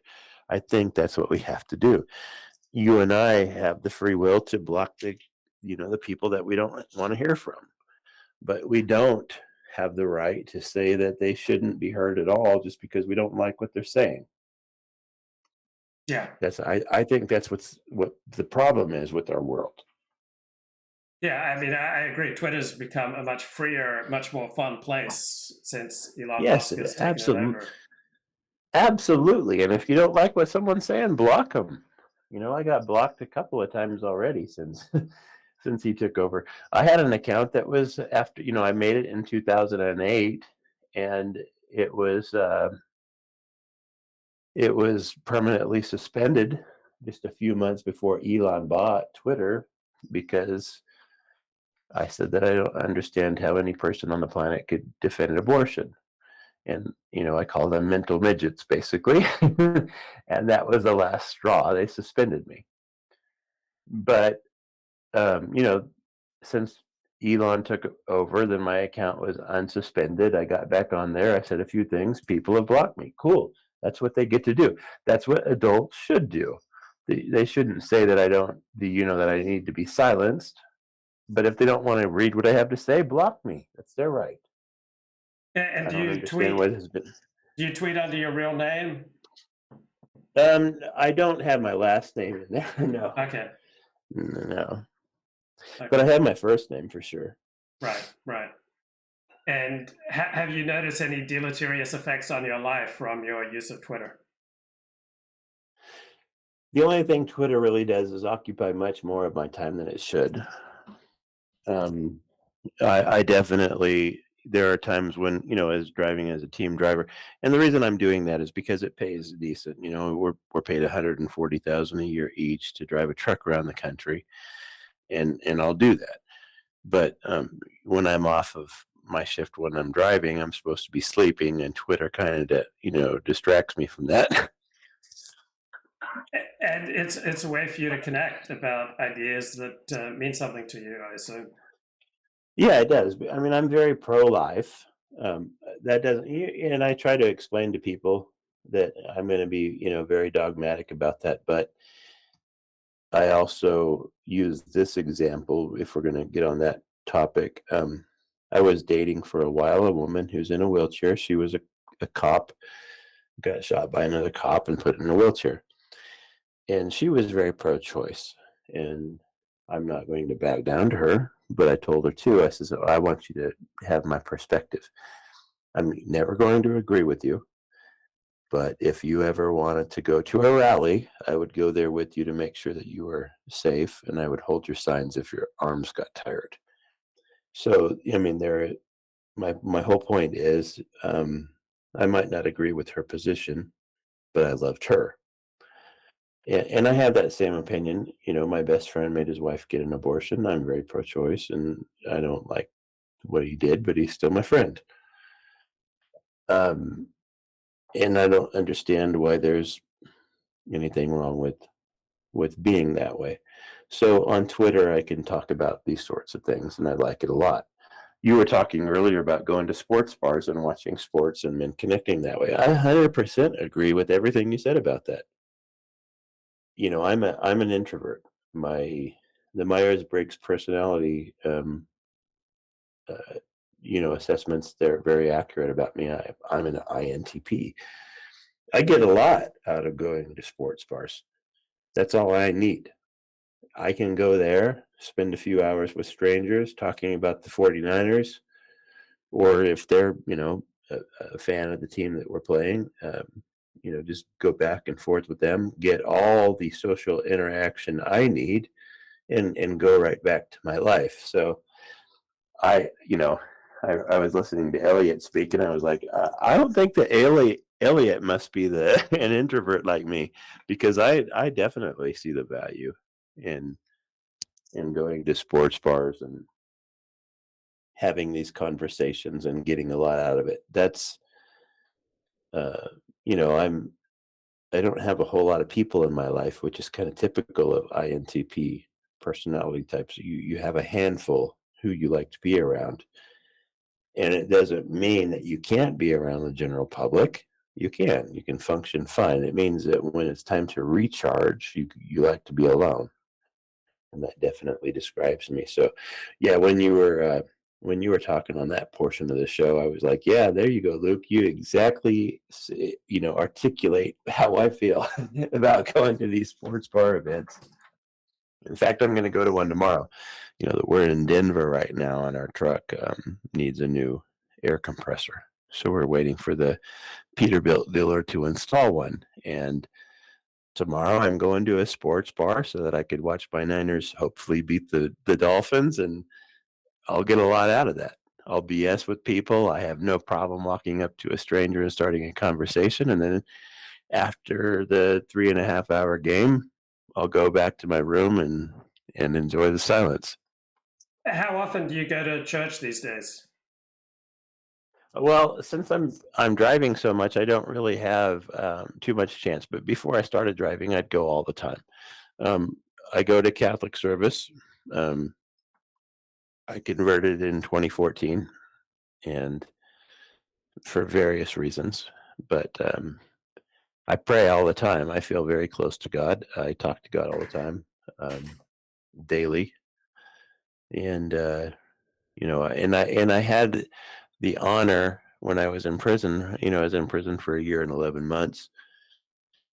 And for about 6 months of that time, I got to meet with that Orthodox rabbi I mentioned and gain a different perspective on the Old Testament than I'd ever had. And he told me about the Chumash, and I told my father about that. My dad actually ordered the same book that I was reading from, and he uses it in his sermons, and it really deepened my faith quite a bit.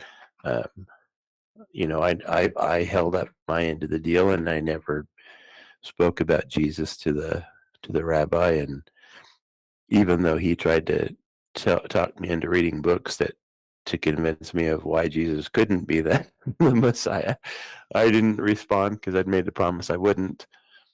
I'm still very strong in my Christian faith, but it's even deeper. So even though I don't go to church, because I'm out on the road driving every Sunday, I definitely feel a deeper connection than ever to my faith. Elliot, a lot of Christians would say that you could go to church if you just put a little more effort in. In fact, they say, Elliot, it's more important that you go to church on a Sunday rather than a sports bar on a Sunday. What would your reaction be to that sort of critique? So for me, I usually don't have Sundays off. This is a unique situation only because the truck is being repaired. And I would tell them, no, I cannot go to church because I am driving down the road, down the interstate. Sometimes I do have my phone on its little holder, and I watch an online service. But I usually watch a Protestant service, even though I've converted to be Catholic, because Catholic online services aren't really that widely available and are rather boring. You kind of have to be there. But tomorrow, I'm in a place where I can walk to the sports bar. It's less than a mile from where my motel is. I have no idea where the nearest church is. So yeah, I don't have a plan on going to church tomorrow. And I do believe that it's important, when you can, to go to church. But I also don't think that God is dogmatic about that. We're his kids, and my co-driver and I were just talking about this today over lunch. There's pretty much nothing my son could do that would make him less my son. I will always love him. And I think God is the perfect parent, and he's better than any human parent could ever be. And while humans might say that it's very important for us to go to church, and God probably would say it's important too, he's not going to get overly upset because he understands each particular situation. We were talking, my co-driver told me about a woman that he read an article about. Her son was on death row in Texas. I don't know what he did, but he was on death row, so it couldn't have been good. And she said that she's going to fight tooth and nail for her son up until the very last moment, because that's her son. And to her, it doesn't matter what he did to be put in that place. It's still her son, and she loves him. And God's the same. He's better than any human parent. So he's not going to condemn me because I don't find a church in Denver on a Sunday when I'm waiting for a truck to be repaired. What effect does it have on you? Forget about God and God's judgment. What effect does it have on you to go from weekly church attendance to, let's say, not having attended church in 2 or 3 months? Well, for me, I'm different than many Christians in that I've read the Bible 23 times in 2 languages and 8 translations, and I constantly read it. And I think that if you're doing that, you're always going to connect with God. There are a lot of people that they only connect with God when they go to church, and they don't make it a part of their life the rest of the time. So I don't feel like I'm hurt in any way by having the job I hold, because being an INTP personality type means that you like being alone anyway. I connect to God through my mind and through what I read, and that's never stopped. I'm always reading. Do you like being alone more than is good for you? Because I also enjoy being alone, but I know that I like being alone more than is good for me. I have to push myself to be social. I have to push myself to make plans with friends. It goes against the grain, but it is good for me. So your natural inclinations towards being alone, what's in your best interest, or have you found it's important to push yourself to have more socialization than comes naturally? So when I'm glad that you brought that up, because you say what's good for you. Well, who determines that? I mean, when I was in prison, for example, they they don't like guys to be in solitary confinement. I was in solitary confinement for 11 months. I loved it. I actually, they tried to move me, and I filed appeals to stay solo. So, I mean, God made a whole lot of people, and we're very different. And only 2% are the INTP personality type like I am. So 98% of people aren't going to like what I like. So to say that I need to go out and be around people, I think that that's trying to change the person that God made me to be. I don't have a problem being around people. Before I went to prison, I spoke in front of groups from 50 to 20,000. The smallest group I ever spoke in front of was 50 people, and the largest was over 20,000 people. I have no problem interacting with people. In INTP, the only difference, there's a lot of Protestant church pastors who are INTPs, and that doesn't mean you can't stand in front of a group or lead a group. It just means, where do you go to recharge? And for me, that's to be alone. Okay, so you're So saying that your own natural inclinations in this area are perfectly suited to what's good for you. Because I have a whole lot of inclinations in many different areas that are not perfectly suited to what's good for me. But in this area, Well, your inclination to be alone is perfectly suited to what's good for you. It's not something that you need to absolutely. moderate. It's not something you need to reduce. It's not something you need to No. overcome. It perfectly aligns with your best interests. Yeah, and there's a book by a woman named Susan Cain that's called Quiet: The Power of Introverts in a World That Can't Stop Talking.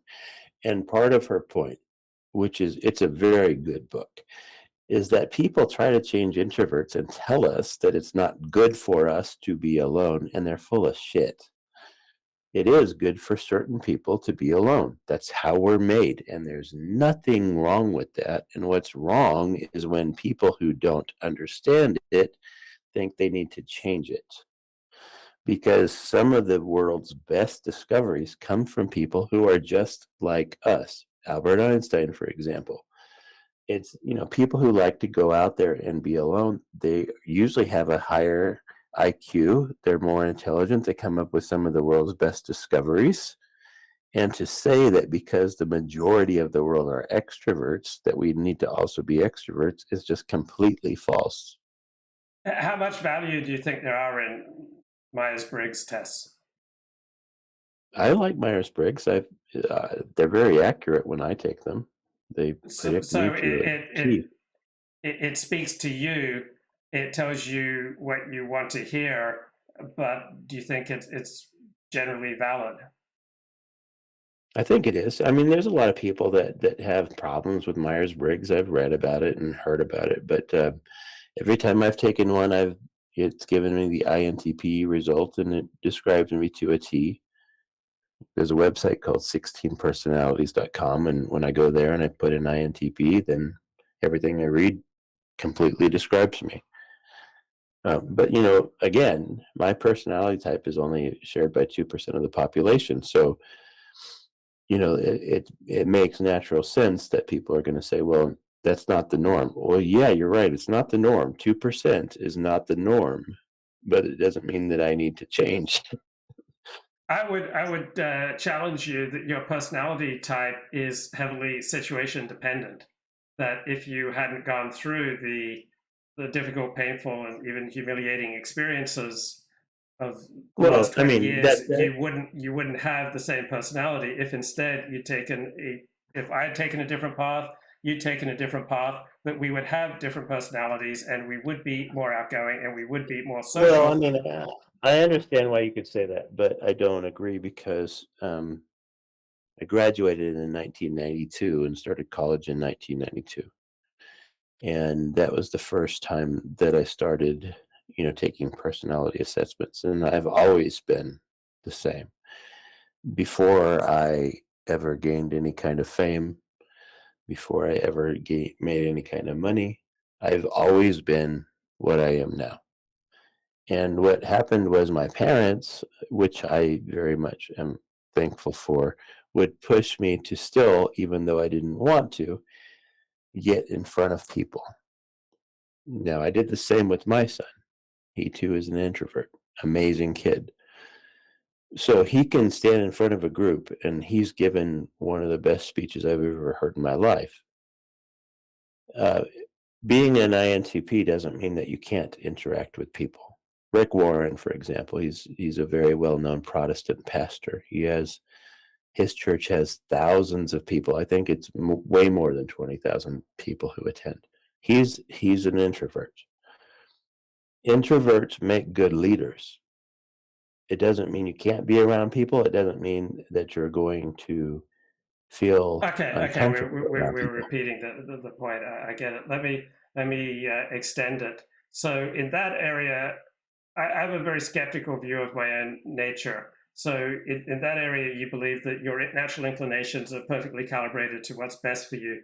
What about other areas of life? Say with regard to eating food, do you believe that your own natural inclinations are 100% calibrated to what's best for you? No, I'm a fat dude. I'm 280 pounds, and I love to eat. When I was in prison and I couldn't do that, I got down to 170, and I was running 8 miles a day. So, but I think that I'm an intelligent enough person that I could sit there and analyze each situation and say, well, I'm wrong on here, and I should do differently.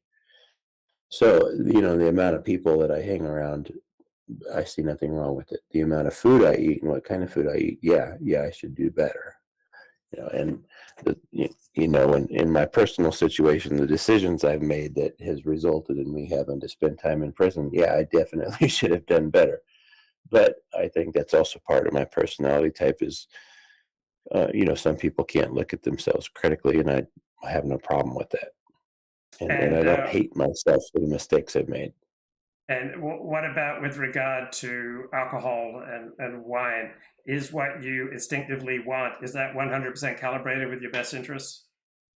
It's not, because my grandfather was an alcoholic, and it's something that I do believe is hereditary. I got a DUI in June, and on June the 24th, and that was the first one ever in my life. And then I didn't drink again until Thanksgiving, and that was the first time since June that I drank. And then today I've had some, and because we're sitting in a hotel in Denver, and I feel safe because I'm in a room where my co-driver's here, and we're not going anywhere, and I don't have a car to drive. So, that's what I'm saying. I can be critical about myself and say, drinking is probably not best for me. How much But, confidence do you have that you can control on your own resources, how much you drink? well, I mean, I have pretty good confidence. My brother was different. He's dead because he couldn't control, what he does. Me, on the other hand, like I said, from June until Thanksgiving Day, I didn't have a drop. So It you was are a whip. 90% plus confident in your own abilities to regulate your alcohol intake. Yeah, I mean, today, for example, when I started, I drank earlier, and it's been beer, nothing other than beer. Um, I did it on purpose. I told my co-driver, I said, you know what? I like to drink. I like the feeling. I've only had some on Thanksgiving Day, but today we're doing nothing but sitting in a hotel and watching movies and having food delivered. So I'm going to go buy some Negra and Modelo. And so that's what I did. How many So people do you think who get a DUI would resolve never to drink again? I don't know. I think that some DUIs are kind of cheesy. Um, I know a guy that got one, and he was sitting in his own driveway, but he happened to be in his car, which was started. So, he got a DUI for that. In that sort of case, that's kind of stupid. If you're out there on the road driving around, then you deserve it. And I think that a lot of those people, they might. I think that personally, this is just a guess. Some of them are just people who are partying, and they don't think that they'll be in trouble if they drive home. No, then there's other people like me. I'm an alcoholic, you know, um, and so I shouldn't be driving at all. when I'm drinking. So I think it's kind of hard to answer your question because there's so many people. I mean, we so often try to put people in boxes and label them, and we don't account for how much diversity there is in what the people God created. Mhm. So, And what about with regard to sex and looking at attractive women, looking at naked attractive women? I find that my natural inclinations are completely counter to what's best for me. So there's absolutely no calibration between my own natural desires and what is for my own good. So in so many areas of life, what I naturally want is not good for me. How about with regard to the world of sex and pretty women and we undressed talked women? about that today too. We talked about that today too. My co-driver and I. When I say we, that's who I'm talking about. Because he's Catholic like me.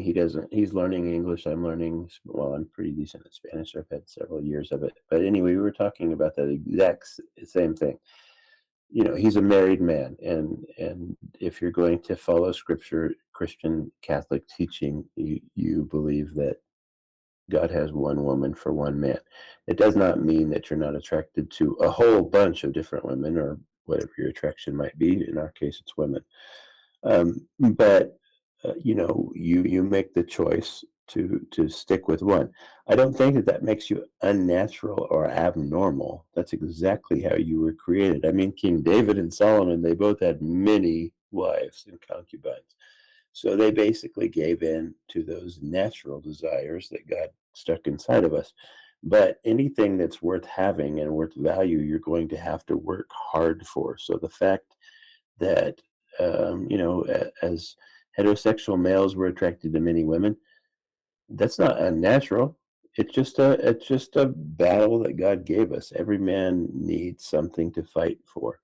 And I think that the right thing to do, of course, is to fight your own natural nature to want many women and to settle for one and to make yourself happy with that. But So that's an there's an area idea. where what you naturally desire is very different from what's best for you. Absolutely, sure. Because what happens is you have to come to a place of trust. What's best for you is what God says is best for you. So you have to show trust in Him by saying, okay, maybe it doesn't make sense to me, but I'm going to submit myself to that idea that you know better. Okay, And but that, so, that God says it's not good for man to be alone. right. So He wants you to be, though, with one. I think that all of Scripture, one thing that, I mean, I can only speak for the Christian view, but one thing that people often do is they confuse what Scripture talks about with what God approves. Just because Scripture tells us that David and Solomon had many women, that doesn't mean God approves of that. Scripture seems to make it pretty clear. God wants us to be with one. Well, So, God said it's not good for man to be alone. I mean, this isn't just right, scripture. This is God with says it's not good for man to be alone. But Donny believes it is good 99% of the time for Donny to be alone. okay, so yeah, God does say that. Okay, and then also so we have to take the totality of Scripture. For example, Paul also says that Paul, in the New Testament, prefers that you can be alone as I am. That's one of the things that he writes. Now, he does not claim that God is the one stating that. He's saying that he, as one of the people who wrote 13 books of the New Testament, prefers that, a person can be alone and focus on God. Um, I've been married. I have a son. We divorced when he was 1. He's in his 20s now. I personally don't have any desire to date again. The last girlfriend I had was almost 2 years ago, and I was telling my coworker that too today when we were having lunch. I said, one of the things that just annoyed the crap out of me was having to decide where we're going to go to eat. I'd say, well, I don't really feel in the mood for this. Well, I don't really feel in the mood for that. And it takes you a good 30 minutes to decide what restaurant you're going to go to. I don't, even small little annoyances like that, I am thankful I don't have them in my life right now. So I think that, God says it's not good for a man to be alone. Well, I haven't been alone. I had a wife. I have a son. I have people in my life who I love. But and again, he made us so diverse that I don't think that there's any one mold that fits everybody. How much talk radio do you listen to these days? I have a hard time. It seems to put me asleep while I'm driving, so I don't listen to too much talk radio. So what do you listen to, if anything, while you're driving? Audiobooks. I like a lot of audiobooks. I like, to think a lot. I like to read things on Twitter and read stories. I do a lot more reading than listening. Right, but when you're driving, I would hope you're not reading. No, that's where the audiobooks come into play. But yeah, when we're driving now, for example, I drive one of the common routes that we drive is all the way to Denver from Northern California, and a good portion of that is across the Nevada and Utah desert on 80. So even if I was reading, as long as my phone is on a holder, that's it's pretty straight and hardly any traffic. But so I do definitely have to admit that I look at Twitter and see the updates.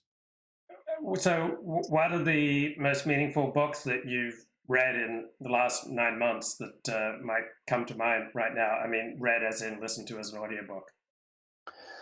When I just listen to audiobooks, I have to admit that a lot of times I like things that entertain me, like Stephen King. But when I'm back in the sleeper and I'm trying to do something with my mind before going to sleep, there are a lot more apps that I found. I'd have to go get my phone to tell you the names, but for a long time, only Jews were allowed to read Jewish commentary on scripture.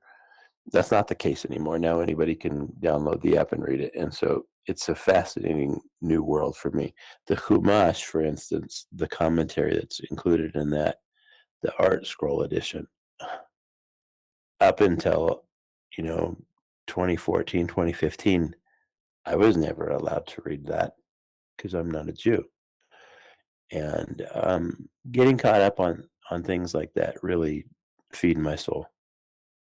And what type of chumash? Chumash means the Pentateuch with commentary. So, but there are many different chumashim. There are ones put out by the Reform movement, others put out by the Conservative movement. There are many put out by the Orthodox movement. Do you know which type of chumash you're studying? Well, so what I'm referring to is one I was given when I was in prison, and I have had it since then. So they call it the Stone Edition. It's a blue hardcover. Yes, very familiar. It's probably the most common one in modern Orthodox synagogues in America.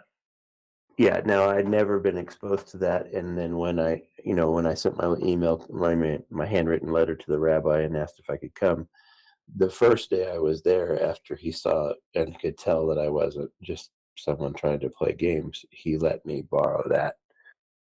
And then I told my dad about it. The pastor, he's an Assembly of God pastor, and he ordered it online for himself. And he preaches from it. And some of the commentary shared in there is not something that Protestants have ever heard. So it's absolutely fascinating. And I don't know if a Jew would take that, for granted or not. But for me, that book, I've read it over and over and over again because it's just fascinating. It's completely different because what happens when you're a Protestant is we read these scriptures, but you put them through your own filter, your own lens, and your own life experiences, and it's wrong. So when I was in prison, every Wednesday, I got to meet with the rabbi for 2 to 3 hours. And I said, my only goal in being here is to hear you tell me what these passages mean to you. And he told me things that just blew my mind. And to this day, ever since that's happened, it just kind of opened a curiosity in me. And I spend, he told me when I was in prison to not try to read too much at a time, to take small portions and to meditate on them. And that's what I've been doing because I trust him. He was a good man. I definitely want to read more than I do, but he says, no, you take this passage, you read the commentary, and then you just ponder on it, even if it's a week. And that's what I do. Okay, I'm about ready to move on, but is there any other topic that you wanted to discuss, anything that comes to mind before I move on for today? No, the thing that really got my attention, I didn't know if you were live on Twitter or not, because it says something about December 1st, which, as you know, is not today. Today's December 3rd, so I didn't know if you were live. Yeah, I mislabeled that. And so I couldn't tell if it was like something that you recorded on the 1st and just posted it today or not. So that's why I sent you the email. Hey, are you really live? But yeah, the thing about Kanye, that blows my mind because I don't understand, and now I understand. I'm not one of these people that says that persecutions have never happened. I 100% agree and believe just about anything that Jews tell me. But what I don't understand is when people like Kanye get on there and they show any kind of hate towards Jews, because it's not what I've ever been taught, and it makes no sense to me, and it makes me think they're ignorant. Yeah. They don't do any rational thinking. Like, how can you, because now, again, I don't know this from experience, but from what I read, the biggest thing is, Jews killed Christ. And like I said at the beginning of our discussion, well, duh, they had to. That's what was predicted. That's the reason that if you believe that you have salvation through Christ, that's the only reason you have it. So you should be thanking them, not sending them hate, if that was the case, which I'm not convinced it was. But anyway. Yeah. Okay, Donny, good to catch up with you. Feel free to send me emails or pop in the chat whenever you want to come back on the show. All right, thanks. Okay, man. Take care, Donny. Okay, that's Donny Pauling, regular on this show. I put a link to his Wikipedia entry if you want to know more about his life trajectory. All right, we're at a very dangerous time right now, more dangerous than during the Cold War, according to political scientist John involving Mearsheimer. Great powers. One is the US-China dyad, and the other is the US-Russia dyad. During the unipolar moment, you had no great power competition. Most of you young people in the audience were born in the unipolar moment. There was only one great power in the system in the unipolar moment, and you cannot have great power competition by definition when you have only one great power. In the bipolar world that I was born into, there were two great powers, and you had one conflict dyad, the United States and the Soviet Union.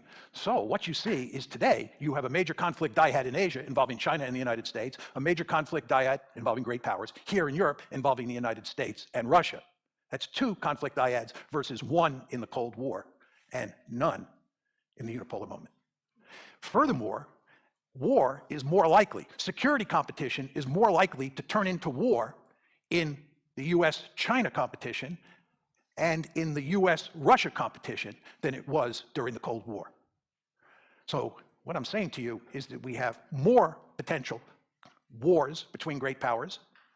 Right, so when you have more potential wars, all right, it means you're that much closer to an absolute disaster. I was talking to someone who's a professional in the field of machine learning. He goes to a lot of machine learning conferences, and I asked him how adept are the Chinese, because every Chinese consumer product of which I'm aware seems like crap. And China has put a lot of resources into developing its machine learning. And he says he doesn't really know how far ahead the Chinese are or how far behind they are, because when there are Chinese scientists at conferences, they basically congregate with their own. They just kind of hive off into their own silo. They basically only talk to each other. So I think he would be fairly skeptical about how advanced the Chinese are with regard to AI and machine learning. In the multipolar world we now live in, right? And furthermore, those wars are more likely. Now, why do I say that? I think what I have to do here is explain to you how I think about the security competition between the United States and China in East Asia. Just tell you what I think is going on there, and then talk about what's going on here in Europe in terms of the US-Russia competition. And of course, when I talk about the US-China competition, what I'm going to do is focus mainly on Taiwan, and when I focus on the US-Russia competition here in Europe, I'll focus mainly on Ukraine. And what I'm going to try and do is convince you that these are really dangerous situations. Now, with regard to US-China competition, what's happening here is that China is a peer competitor of the United States. If you were to rank order the three great powers in the system now, the United States remains the most powerful state on the planet. China is a close second, and there's great fear in the United States that they will eventually overtake us. And Russia is a distant third. Russia is a weak great power. There are a number of people who argue it shouldn't even be considered a great power. People should argue that we're in a bipolar world today that involves just the US and China. I don't agree with that. I think Russia is a great power, but it's the weakest of the three great powers. China's a potential hegemon. It's a potential hegemon in Asia. China is growing very powerful. And in international politics, when you grow very powerful, the ideal situation is to dominate your region of the world. It's to be a regional hegemon and to make sure that no other country on the planet, really no other great power on the planet, dominates its region of the world the way you dominate yours. And of course, the paradigmatic example of this is the United States of America. We are the only regional hegemon in the world. We dominate the Western Hemisphere. No American goes to bed at night worrying about any other country in the Western Hemisphere attacking us. Why? Because we are Godzilla. In the international system, you want to be Godzilla, and you want to make sure you're the only Godzilla on the planet. Well, the Chinese have figured this out. The Chinese want to dominate Asia the way the United States dominates the Western Hemisphere. The Chinese know full well what happens to you in international politics when you're weak. They call it the century of national humiliation. It runs from the late 1840s to the late 1940s. They were weak, and when they were weak, they were taken advantage of. You can rest assured that they want to make sure that they are by far the most powerful state in Asia, and you can rest assured that they'd like to get the Americans out beyond the first island chain, out beyond the second island chain, and far away from China. It's the best way to survive in international politics, to be a regional hegemon. And the Chinese are taking all that economic might they have, and they're turning it into military might. Now, how are the Americans reacting to this? It's very clear. The Americans do not tolerate other regional hegemons in the system. The 20th. Okay, so this was first streamed 2 days ago, so I believe that this debate took place 2 or 3 days ago. Century shows this very clearly. The United States played a key role in putting Imperial Germany, Imperial Japan, Nazi Germany, and the Soviet Union on the scrap heap of history. We had no intention of letting any of those four countries dominate either Europe or Asia. You can rest assured, we have no intention of allowing China to dominate Asia. And in fact, so we use a lot of humanist, democratic, liberal rhetoric to disguise naked self-interest. For example, US entered both World War I and World War II relatively late, so they let the other powers exhaust themselves, bleed themselves dry. US comes in at the midway through or towards the end, and they get to dominate with relatively few casualties.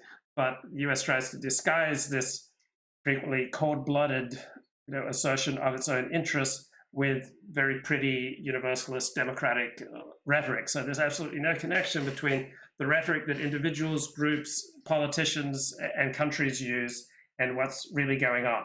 People almost never say what they mean, and people almost never mean what they say. We're not going to pursue a pure containment strategy. We're going to pursue a rollback strategy as well. We're going to try and weaken China the way we weakened the Soviet Union during the Cold War. We have our gun sights.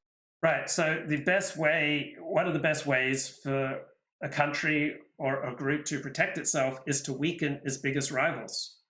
Right? That doesn't sound very liberal, doesn't sound very democratic. It doesn't sound like it's abiding by international law, but that's the way the world works. If you're in business and you are able to get away with weakening a rival, you're in a stronger position. If you're competing with another bloke for a woman and you're able to weaken his position and get away with it, you are in a stronger position. So from this realist perspective, we're all locked in an iron cage together, and what matters is our relative degree of power. And when you weaken an enemy, a rival, all right, you are then made stronger. And this goes completely against democratic peace theory, goes completely against the rhetoric and the analysis that you hear in the mainstream news. On the Chinese. The Chinese, of course, fully understand that, and they're going to great lengths to try to deal with us. And at the same time, as I said to you, the Chinese have a deep-seated interest in achieving regional hegemony. And the more powerful they grow economically, the better off they'll be at developing the military capability to achieve regional hegemony. So John Mearsheimer is an international relations theorist. And so what he's presenting here are his theories about how international relations work. And he says if he could if he could be right 70% of the time with these theories, he would be really happy. So John Mearsheimer understands that reality is frequently much more complicated than what we would like, and that no theory is adequate to deal with every contingency. So he's not claiming he's always right. He's not claiming that it's 99% sure that his model is right. He would love for his theories to be 70% right. This is why, of course, the United States is trying to slow down Chinese economic growth. So what you have in East Asia is an intense security competition between China and the United States. And the principal focus is on Taiwan. And Taiwan is a really dangerous situation. There is no analogous situation in the Cold War, the 1947 to 1989 Cold War. Berlin. So we're going out live right now across Odyssey, going out live right now across Rumble, Twitter, my Facebook profile, Facebook page, and YouTube. So those are the various entities where when I can go live through Restream, that's where I'm going live. So a lot fewer restrictions on what you can say in chat if you go to Twitter or Rumble or Odyssey. It was not the equivalent of Taiwan. Why is Taiwan so dangerous? Taiwan is remarkably dangerous because, number one, the Chinese consider it sacred territory and they desperately want it back. Number two, the Americans believe firmly that for a variety of reasons, it's important that we not let China take Taiwan because it has great strategic value for us. So what's happening here is that the United States is now moving closer and closer to Taiwan. The Nancy Pelosi visit's just one indicator of how we're moving closer and closer to Taiwan. And this, of course, enrages the Chinese because this is sacred territory. This is nationalism at play. The Americans are preventing us from getting Taiwan back. So you have a lot. Okay, so in the traditional way of looking at life, there are not just sacred territories, there are also sacred words, there are sacred symbols, such as the flag, there are sacred spaces, there are sacred people, right? From the modern liberal conception of reality in the self, there are not sacred territories, there are not sacred words, there are not sacred groups of people, there are not sacred individuals, right? There's not the sacred. So this is one of the great dividers between the left and the right-wing understanding of the self, right? The more right-wing you go, the more you believe in the sacred and also the opposite of the sacred, the profane, the demonic, right? So someone who believes in demons who are active in this world, they have a more traditional worldview than I do, while I have a more traditional worldview than most modern liberals. So it's a continuum. But the more you believe in the sacred, the profane, the demonic, and the divine, and that it's in the world around us, it's in especially concentrated in certain places, in certain words, in certain symbols, the more you believe that, the more likely you are to be on the right. The less you believe that, the more likely you are to be on the left. A lot of tension. And then the third reason is it's easy to imagine a Cold War in East Asia turning into a hot war over Taiwan, because it would be a battle over an island in a huge body of water. During the Cold War, when Carl and I were young, it was hard to imagine starting a war in Central Europe because you had two massive armies with thousands of nuclear weapons in their inventory. And if those massive armies crashed into each other with all those nuclear weapons, we probably would have all gotten incinerated. So when we ran war games during the Cold War, it was very hard to get a war going in Europe because everybody understood what the consequences would be. It's much. So what about Martin Luther King? Hasn't he been made sacred? Well, from a traditional perspective, when we look at what the left is doing, from our right-wing perspective, it looks like they're making Martin Luther King sacred. That is not how they experience it. How they experience it is Martin Luther King is a symbol for the ever-growing expansion of knowledge and education and human freedom. So the left believes that human nature is basically good, and what is impeding people is ignorance and bigotry, and the solution is education. That's why people on the left and liberals always want to hector, to bully, to educate, to elevate people into their kind of rarefied, buffered sense of individual identity, of an autonomous strategic self, as opposed to the porous identity of traditionalists. So from a right-wing perspective, the greatest dangers are disorder and contagion. From a left-wing perspective, the greatest dangers are ignorance and bigotry. And Martin Luther King is an example of someone who is educated and has the power through his story to educate other people and relieve them of the two great evils, ignorance and bigotry. So they don't look at this as sacred. They look at this as being realistic and pragmatic, and very much in reality, they don't understand that they also have a partisan ideological perspective on life. So those of us on the right understand, generally speaking, that we have a partisan ideological perspective on life, and we look at people on the left as also belonging to a partisan ideological perspective on life. But that is not how people on the left experience it. They experience it as they are the realistic ones. They are the pragmatic ones. They are the ones who have transcended sectarian folkways. They've transcended, religious mores. They've transcended, primitive forms of nationalism. That they are, modern, technocratic, pragmatic.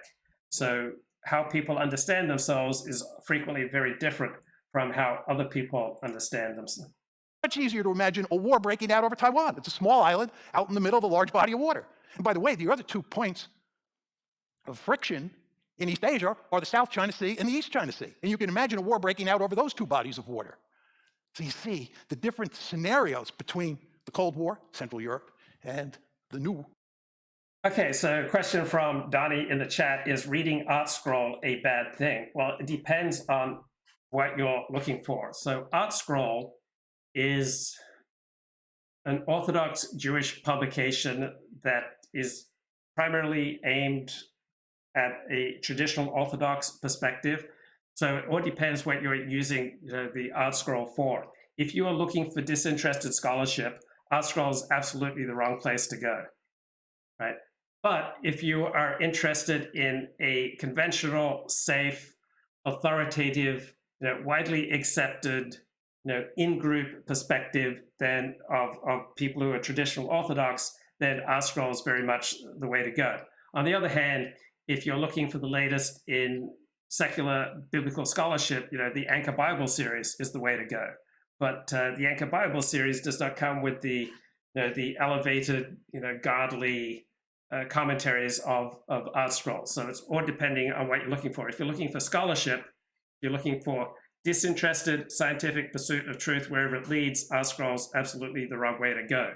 If you want to get something that is safe and comfy within the cocoon of Orthodox Judaism that is not universally accepted within traditional Orthodox Judaism, then Artscroll is a great way to go. So it all depends what you want. Cold War in East Asia between China and the United States over Taiwan or the South China Sea or the East China Sea. So there's big trouble coming in East Asia. I'm not arguing here that war is inevitable.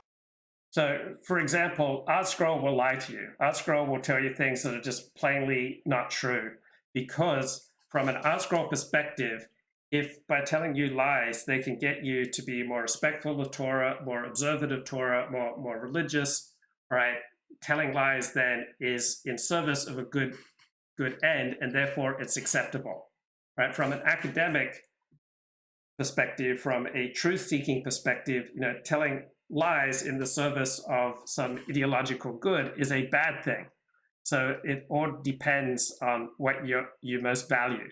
So Artscroll is good for reinforcing a traditional Orthodox perspective on life and on sacred text.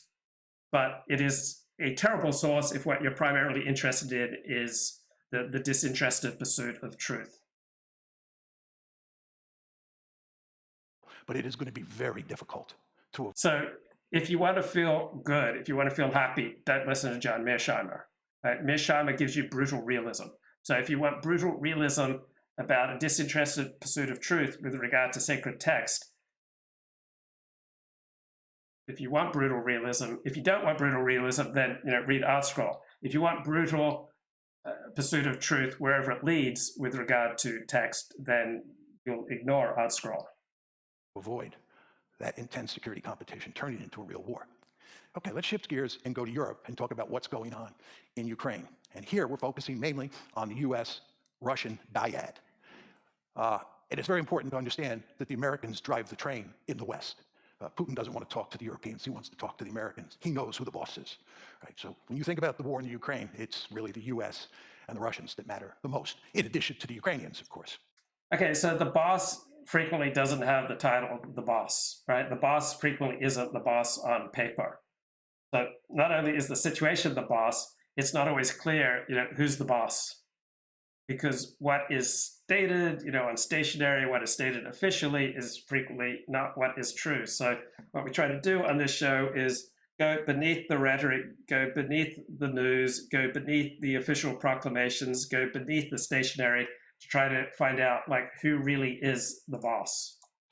Now, the conventional wisdom in the West is that what is happening here is that Putin is an imperialist, and he is bent on creating a greater Russia or recreating the Soviet Union. And what he is intent on doing in Ukraine is conquering that country, occupying that country, and integrating it into a greater Russia. And in fact, Ukraine is the first stop on the train line.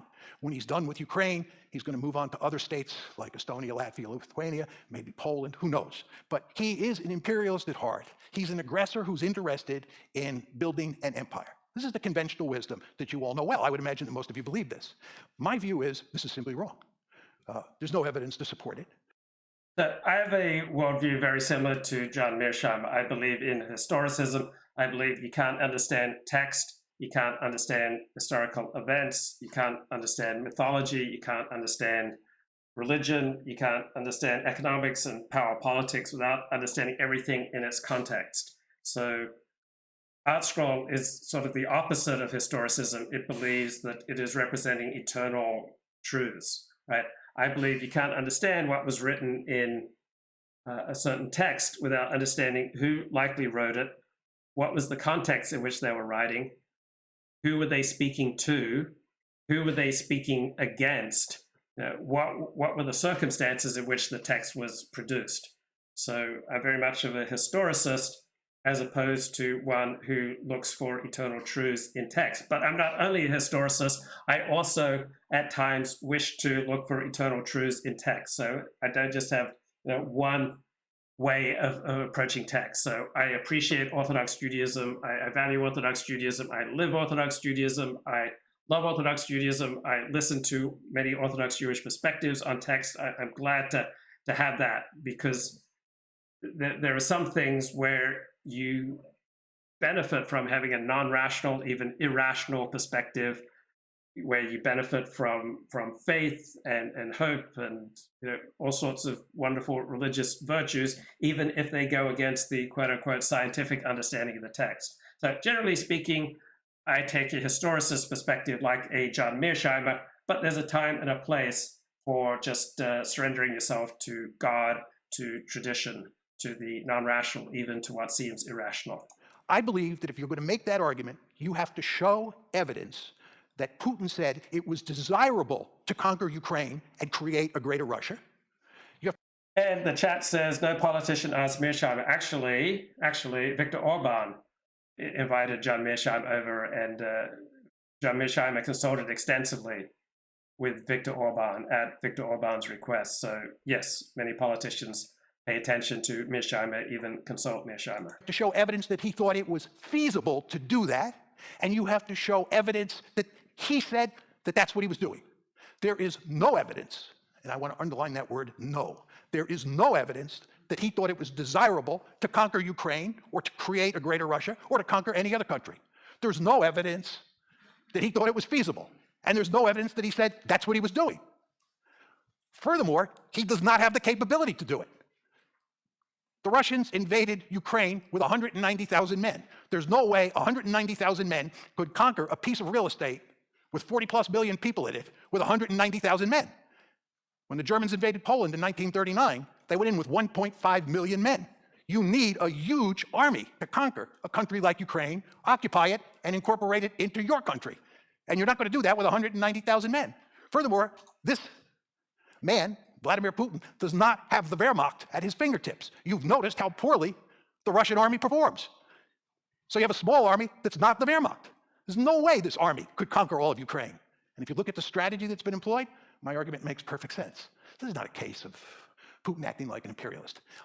My argument is, as I'm sure many of you know, that if you look carefully at what was going on, it's quite clear that the West's efforts to turn Ukraine into a Western bulwark on Russia's borders was viewed as an existential threat.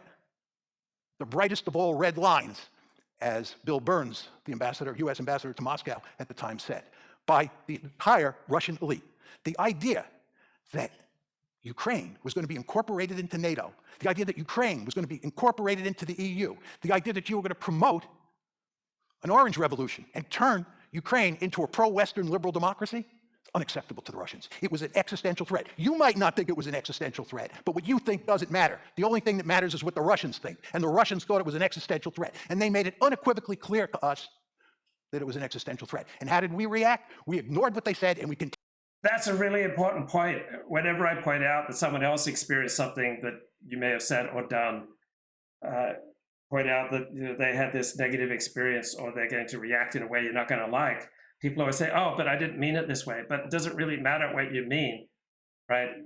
You need to be effective in the world to understand how words and events are experienced by other people. So just because we think the extension of NATO right up to the borders of Russia is not a threat to Russia, that doesn't mean that Russia experiences things that way. So people on the right experience things differently than people on the left. So it's just so common in daily life. People, when I point this out, they go, oh, but I didn't mean it that way. That doesn't matter. How did the other party experience what you said? Continued pushing to bring Ukraine into NATO, pushing to bring Ukraine into the EU, pushing to turn it into a pro-Western liberal democracy. Why did we do that? I'll tell you why we did it. Because the Russians were weak. That's what happens when you're weak in international politics. The Russians protested NATO expansion from the get-go. The first tranche took place in 1999. The second tranche of expansion took place in 2004, right? The Russians screamed bloody murder both times. We didn't care. We just shoved it down their throat. They were weak. And when they're weak, you can do that. 1999, we succeeded. 2004, we succeeded. And then in 2008, we said, we're going to bring Georgia and Ukraine into NATO. The Russians made it very clear, you're not going to do that. You're not going to do that. We're going to resist. And if we have to, we'll destroy Ukraine. This was clear a long time ago. What did we do? We doubled down. We just kept pushing and pushing and pushing. And what you want to understand is that from the Russian perspective, this is an existential threat. They have to win this war. They cannot afford to lose it. If you accept the argument that Putin is an imperialist and he's just bent on conquering some more territory and creating a greater Russia, and there's no really underlying security imperative, then you can cut a deal and end this war. But if you think that the Russians view this as an existential threat, you think about this conflict in very different ways. Because you're dealing with a great power that's armed to the teeth with thousands of nuclear weapons that sees itself facing an existential threat. Now, that's my view of the Russian perspective on how this has to end. They have to win. They cannot afford to lose. What is American policy and what is Ukrainian policy? American policy is we're going to beat them in Ukraine. This is, of course, Western policy. Norway is deeply involved in this. Our policy is to defeat the Russians, right? And also wreck their economy with sanctions.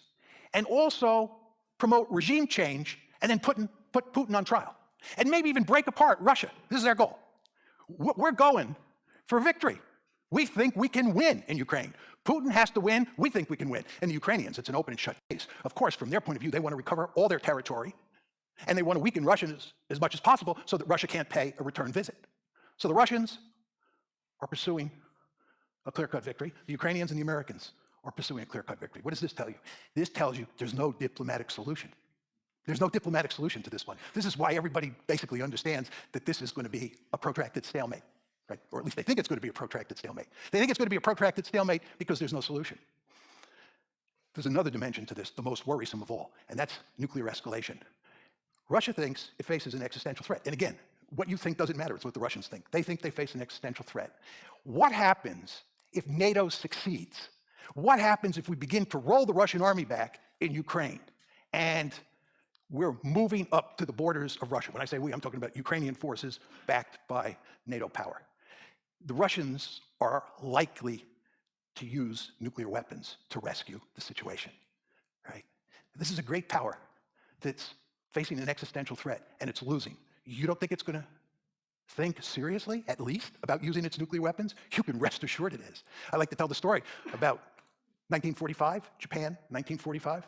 The Americans had defeated Japan by August 1945. Japan was defeated. We just couldn't get the Japanese to throw up their hands and surrender. And we thought that we were going to have to invade the Japanese home islands. And we knew how many casualties there had been at Okinawa and at Iwo Jima, and we did not want to invade the Japanese home islands. We were desperate to avoid invading the Japanese home islands. And you know what we did? We dropped 2 nuclear weapons on Japan. And you know what? You could do that because the Japanese didn't have nuclear weapons of their own, and they were not going to retaliate. Well, I have news for you. The Ukrainians don't have nuclear weapons of their own. And if the Russians use nuclear weapons in Ukraine, Ukraine can't retaliate, and we're not going to initiate a general thermonuclear war by using nuclear weapons to defend Ukraine. So you can see the potential for nuclear escalation here is real. And given the consequences, the potential of escalation does not have to be very high to scare the living bejesus out of you. Right? So you want to understand there's a perverse paradox here, which is the more successful we are in waging the war against Ukraine, the more likely it is that they'll turn to nuclear weapons. It's not to say they axiomatically will. It's just to say it becomes a real possibility. So the story I've told you here, in conclusion, is that during the Cold War, we had one conflict dyad. During the unipolar moment, we had none. During the multipolar world we now live in, there are 2 potential great power conflicts on the table. And both of them, as I tried to describe, are very dangerous. So all of you should be very fearful. Where are they in your analysis? Wasn't this also small? I'll answer your question, but I also want to deal with some of the points that Carl made. There's no question that states in Eastern Europe that were outside NATO wanted in. I don't blame Ukraine for wanting in. My point is we don't have to accept them. There's no rule that says just because somebody wants to be in NATO that we have an open door policy and we take them in. And you didn't with Ukraine. I actually don't believe that at all. We have actually doubled down. They are not members of Ukraine, and no one has.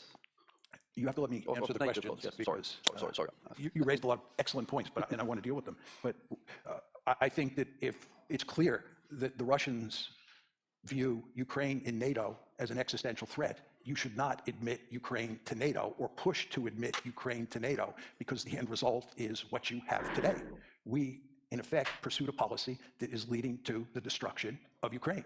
If we had not attempted to make Ukraine a Western bulwark on Russia's border, with NATO expansion, EU expansion, and the color revolution, but especially NATO expansion, there'd be, in all likelihood, no war in Ukraine today. Crimea would still be part of Ukraine, and certainly those 4 oblasts that the Russians annexed would be part of Ukraine. But I just want to go back to a couple points that Carl raised. First of all, I've gone over in great detail every one of Putin's speeches, press conferences, and his writings. And the argument that he was bent on incorporating Ukraine into Russia is usually said to be outlined in a famous article that he wrote on July 12th, 2021. You can easily find this article on the internet. And he did say many of the things that Carl said about how it was regrettable, how Lenin set up the Soviet Union, and so forth and so on. He does not say in that paper that he is interested in conquering Ukraine, that it's desirable to conquer Ukraine, or that's what he intends to do. In fact, if you go look at the article, and this is the article that almost everybody points to, you should go read it. He says that he recognizes Ukrainian nationalism. He says that he recognizes Ukrainian independence, and he says that the future of Ukraine is up to the Ukrainian people. That's what he says in the article that everybody points to is the key piece of evidence that he was out to conquer Ukraine. As I said to you before, I can find no evidence that he thought he could conquer Ukraine. Just a word or two about capabilities. He had 190,000 troops. It was almost all of his army, as Carl pointed out. You're not going to conquer a piece of real estate as large as Ukraine with an army that small. And he might have dropped bombs on Western Ukraine, but you can't conquer and occupy a country with bombs. You need ground forces to do that. He didn't have the ground forces. He never even attempted to conquer 1/2 of the country. At most, he attempted to conquer 1/3 of the country. He just didn't have the capability. This was not the Wehrmacht. Even with regard to Kyiv, he could not have conquered Kyiv with the forces that he had. It was just too small an army. He wanted to threaten Kyiv, but he couldn't conquer it. Now, just one final point, and then I'll turn it back to you, Cecilia. Carl said that if you look at what happened over the past few decades, it's a case of the East moving West and not the West moving East. I don't know how you could make that argument with NATO expansion. Of course it's the West moving East. NATO expansion, EU expansion, the color revolutions, where were the Russians moving westward? The Russians weren't capable of launching a military offensive in the 1990s. They were so weak, and then Putin comes to power in 2000, and over time he resurrects the Russians. He brings them back from the dead, but they don't have the military capability to go on the offensive. As you know, in the August 2008 military campaign in Georgia, the Russian army performed terribly. right? They just don't have the military capability. There's no evidence that the East is moving west. It's the West that's moving east. And this is what presents an existential threat to the Russians. But what about if you go back to 2007? That is when Putin, in his speech in Munich, announced that, in his view, the multipolar... Okay, let's say hello to Rodney Martin. Rodney, how are you? Rodney, do you hear me? Okay, let's hope we get Rodney on board soon. world was already arriving. Now, in your presentation, you said 2017. That is 10 years later.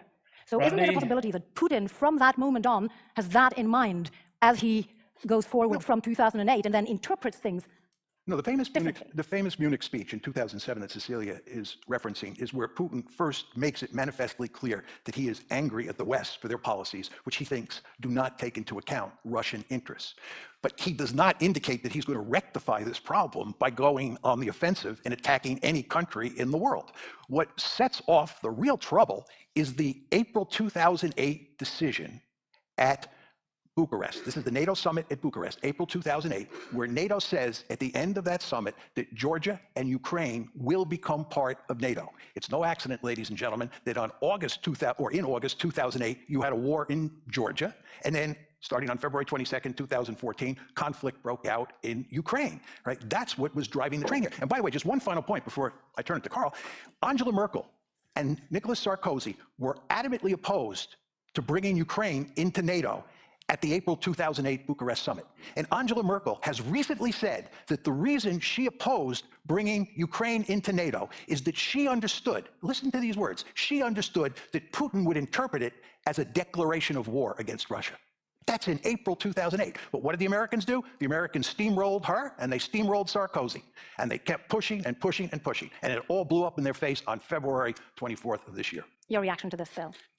Pure fantasy. I can agree with you, John, that sort of the Bucharest meeting was fairly muddled. Argument which many people make that there was really no chance that Ukraine would become part of NATO, and that we have sort of given up on that. I believe that's simply not true. And in June of 2021, NATO's conference was held at Brussels. In an official statement released by NATO, they said that they were reinvigorating their commitment to bring Ukraine into NATO. On November 10th, 2021, the United States and Ukraine issued a white paper laying out the strategic relationship between the United States and Ukraine, where we made it unequivocally clear we were committed to bringing Ukraine into NATO.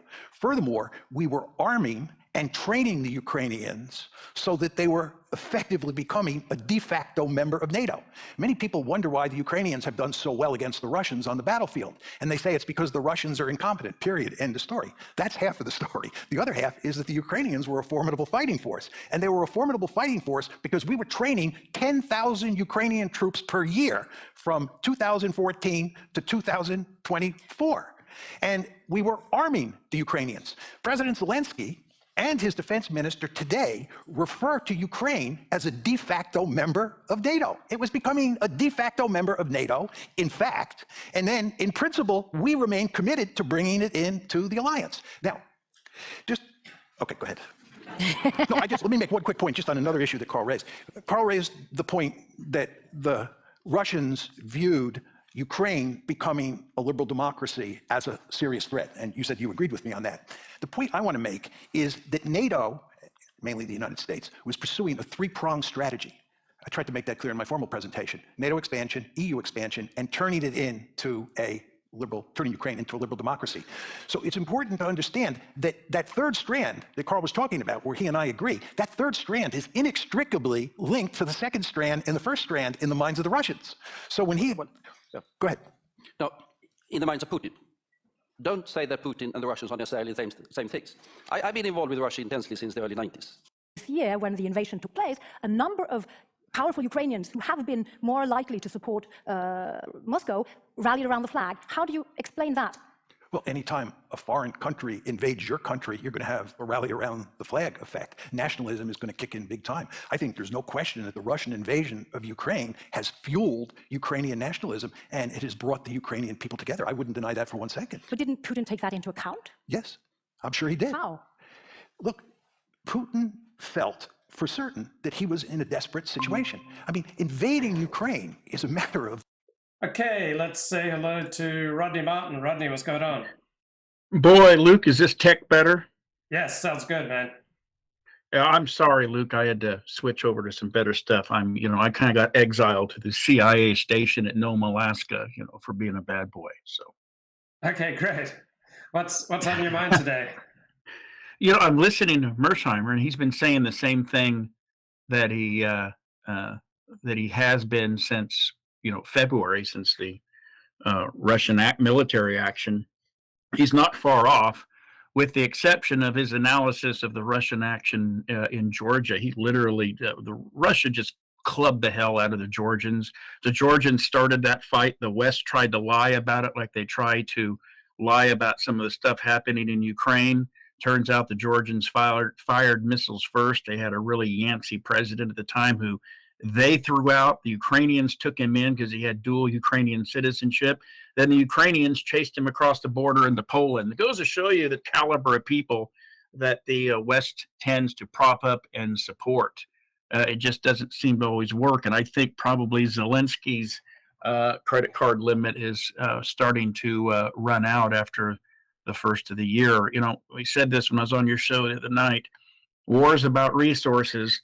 And no matter what the Western talking head says about Ukraine winning, if they're winning, why are their lights not on? Bottom line is the Russians finish off their electrical grid. That has widespread military effects. And the United States can't import, nor Europe can import an electrical grid into Ukraine. Once the Russians finish their bombardment going into the deep winter on Ukraine's infrastructure, and once they staff up and train up the 300,000 plus troops that have been called up and start a major offensive after the first of the year, then there's going to be peace talks. Recently, traitorous Milley, chairman of the Joint Chiefs, has even said that there needs to be a dialogue at this point. I think he sees the long-term writing on the wall by June of 2023. Okay, and what do you think about Kanye West's trajectory over the past couple of months? Well, has he been 51-50'd yet? I'm counting down the days because I think that's exactly where he's going. I mean, Nick's having food fights in not AMPMs, but In-N-Out burgers. Really? He's throwing Sprites on people that didn't even do anything to him. He's lucky he didn't get beat up there. I mean, this is just really, all these people, Luke, tend to, shall we say, self-destruct in unique ways. And at some point, you sometimes see these marriages of convenience, the Milo, the Kanye, and the Fuentes. I mean, we really shouldn't be surprised that these three are all together, because this is probably their last breath of attempting to be relevant to whomever. But if you look at this in the eyes of normalcy, Luke, this is self-destructive behavior. I mean, you have, Kanye, people have gotten used to it. Milo, he washed out a long time ago when he talked about how great pedophilia was. And then you got Nick having food fights in a fast food restaurant someplace, and he's the grand strategist. Interestingly, he just attacked Marjorie Taylor Greene for being a Christian nationalist and divorced. I'm wondering how a self-loathing closeted homosexual can be a closeted can be a Christian nationalist. Just curious. And what do you make of Milo Yiannopoulos? I told you, he looks like a meth addict that picked up a cheap suit in a Salvation Army thrift store. This probably, I mean, people like him are so self-destructive that they don't mind taking people down with them. And probably there was some element to that in this Trump meeting. Now, Kanye has consistently probably been the most truthful on that. They had this dinner already arranged. And the fact that Nick Fuentes and Milo didn't have the gumption to say, we should not be in that dinner. The fact knowing how vulnerable he was and how barely he won in 2016 versus 2020, and now going into 2024, he seems to be just running a campaign on the cheap based on his own personality, which is often detrimental to the candidate regardless of who they are. Good candidates, winning candidates have impulse control, discipline, and enough to have smarter people around them that says, I'm sorry, Mr. President or Mr. Candidate, you can't have that person in the same room with you. And the candidate and the president has to have the ability to listen and say, here, pass the dude a note. Tell him I'll talk to him on the phone privately. John F. Kennedy was a master at this. He carried out diplomacy through, intermediaries outside of the government. He had very sketchy people as friends. So did every president did, but they did it in a smart manner. They didn't have them to dinner. I mean, I just keep coming back to the same saying, Luke, guess who's coming to dinner? I mean, it's crazy. You got to wonder, if Trump was president, would he have had him into the White House for dinner? I think probably so. And what do you think about people on the dissident right who ally themselves with Kanye West? Well, that's a marriage of convenience. They're all hoping for a little bit of cash. I mean, think about it. 1 minute they're trashing everything that he stood for and who he was, and then the next minute, because he's touting around Nick for whatever reason, I don't know, but you got to wonder, just how deep these people's principles really are and what they're rooted in beyond self-gratification. I mean, that's been the weakness of the dissident right from the very beginning. They're always looking for a savior, and now they don't even care who the savior is, as opposed to a solid ideology that will grow beyond them and who their savior is. I mean, how many saviors, how many personalities have they had, just since 2015, Luke? I can count about 30. Yeah. And so the left-wing perspective is that Kanye is simply saying the quiet part out loud. So the left-wing perspective is that the right is filled with, hatred of Jews. Kanye is just saying the quiet part out loud. What do you think? Well, Luke, we've had these discussions on prior shows years back. We know where anti-Semitism it's really festering. It's not among white Gentile Christians. It's in, there's some deep-seated anti-Semitic problems in the Black nationalist communities, in the Latino communities. We talked about Latin countries being second only to some Arab countries as being the most anti-Semitic. I'm not making any news here. I'm not saying anything that's not factually supported and published by the ADL and other, anti-Semitic groups. I mean, let's face it. All these attacks on the streets of New York and LA, who are the perpetrators? I mean, it's not some little redheaded, rosy-haired little old lady and little old man coming out of the Presbyterian church socking a Jewish person, the yarmulke. We know where the problems are, and the problem is the problem has been diverted or deflected by white liberals onto each other and to fellow, white people who largely are, really don't care one iota about race or identity.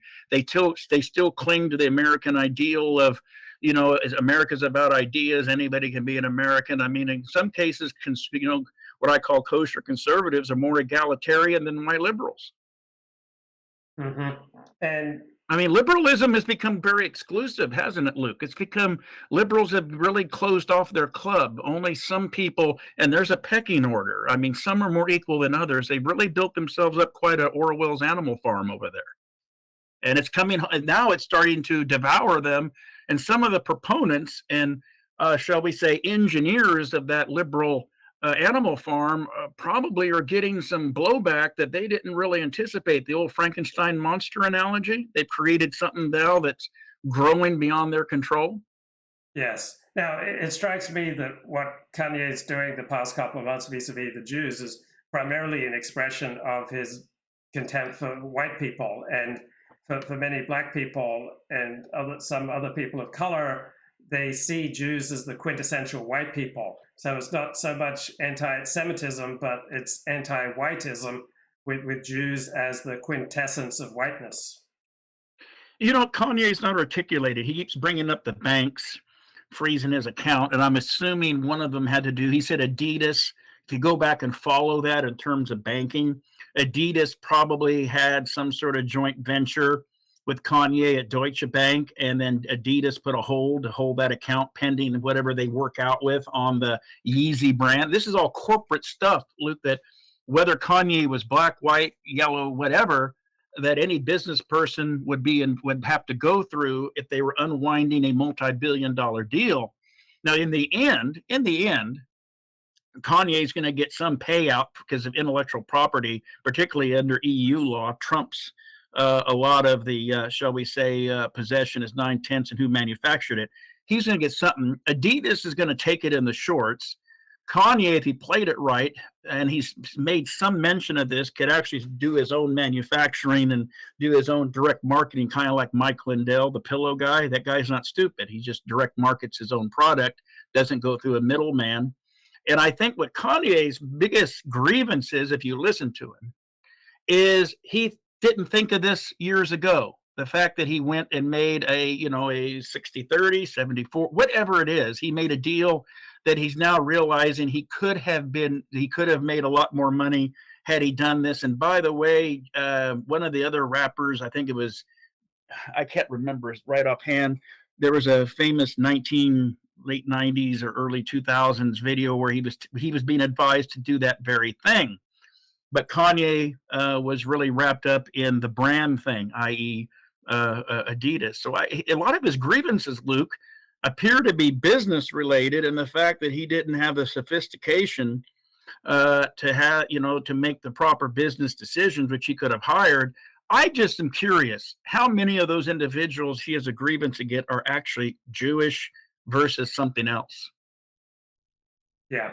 And so I think the conventional response to Kanye's antics over the past 2 months is that he's mentally ill. Is that the correct primary response to Kanye's trajectory? I think it's an aggravating factor, to use a legal term. If you're sitting before a defendant, that's aggravating. I mean, certainly he has admitted that he has had some issues. So let's take him at his word. I'm not going to diagnose him. I'm not qualified. But let's just say that we take him at his word about some of the problems that he said he has had. Certainly those would feed into, shall we say, anger and paranoia and being generally pissed off. Now, the tax thing is another issue. He's mentioned a tax lien, an IRS lien and things of that nature. If that's the case, he won't be the first rapper or boxer or other high-profile person of color, and even white, shall I say, poor white boxers used to suffer from it quite a bit, whose management, stuffed their pockets with, shall we say, shady percentages and shady fees and such, didn't pay the IRS. And the rule when you're managing your own money and somebody else's money, Luke, is you pay your taxes first, then you pay your mortgage, then you pay your lights, then you feed yourself, and then you can go play. It's called a waterfall. And anybody that doesn't follow those very, simple steps, they're in for trouble, whether they make, $100,000 a year or they make, $100 million a year. Yeah. What do you think about the rise of Christian nationalism? Is there a rise in Christian nationalism, or is there a rise in a, shall we say, a politicized Christianity? Which I'm not necessarily. I actually like the idea that Christians are getting more political. I just question the theology that's coming out of some of these. Well, it seems to be more politics than it is anything else. And I'll tell you what's going to happen. There's going to be a run at tax exempt status on churches the more political they get.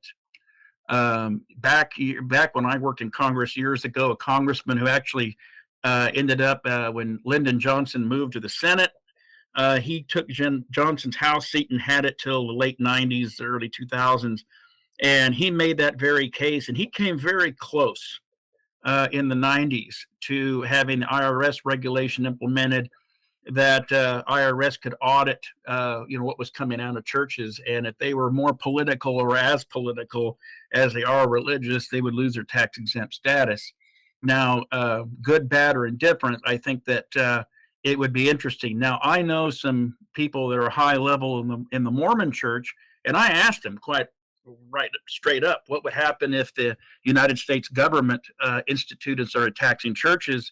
And I was told by, now this was a stake president of the Mormon church, that they had been prepared for years to pay taxes. The Mormon Church is structured as a corporation, and that they are prepared to pay taxes. Now, it'd be interesting how many churches would fall in line and how many would simply refuse, and what the Catholics would do, given that they are a branch of the Holy See. So it's interesting, but I think that's where this is headed. I think there's going to be a confrontation between the politics, the politicization of Christianity and all religions, and the attempt by an ever left-leaning country to seize that tax-exempt status, because they view that as a lot of money. And what about the movement towards paying blacks reparations? Do you think this is something that's going to happen in this country? Well, that's going to put Newsom on the spot. I think it's something that is going to be harder for him to sign than what a lot of people think. How do you cut a $200,000 check from the state treasury to people that have, no connection, virtually no connection, and to slavery, or may not? And how do you charge someone taxes? Let's say, for instance, a new arrival. Let's take the Democrats' key constituency in California. A Latino from Honduras that has just gotten legalized in the last 5 years has no connection to California's slave history. In fact, California was a free state, so that's going to be kind of interesting in and of itself. So how do you put a tax bill on this, Honduran that has only been a citizen for 5 years, that he has to pay, or she has to pay, and their family has to pay reparations to someone who may not even have any history to being a slave? It could be, just think about how this would go down. I think in the end, Newsom will punt. I think he'll come up with some sort of, we're going to invest in some special college funds and things of that nature. Frankly, California doesn't have to do it at all. They were never a slave state. That was never their thing. What do you think of Alex Jones?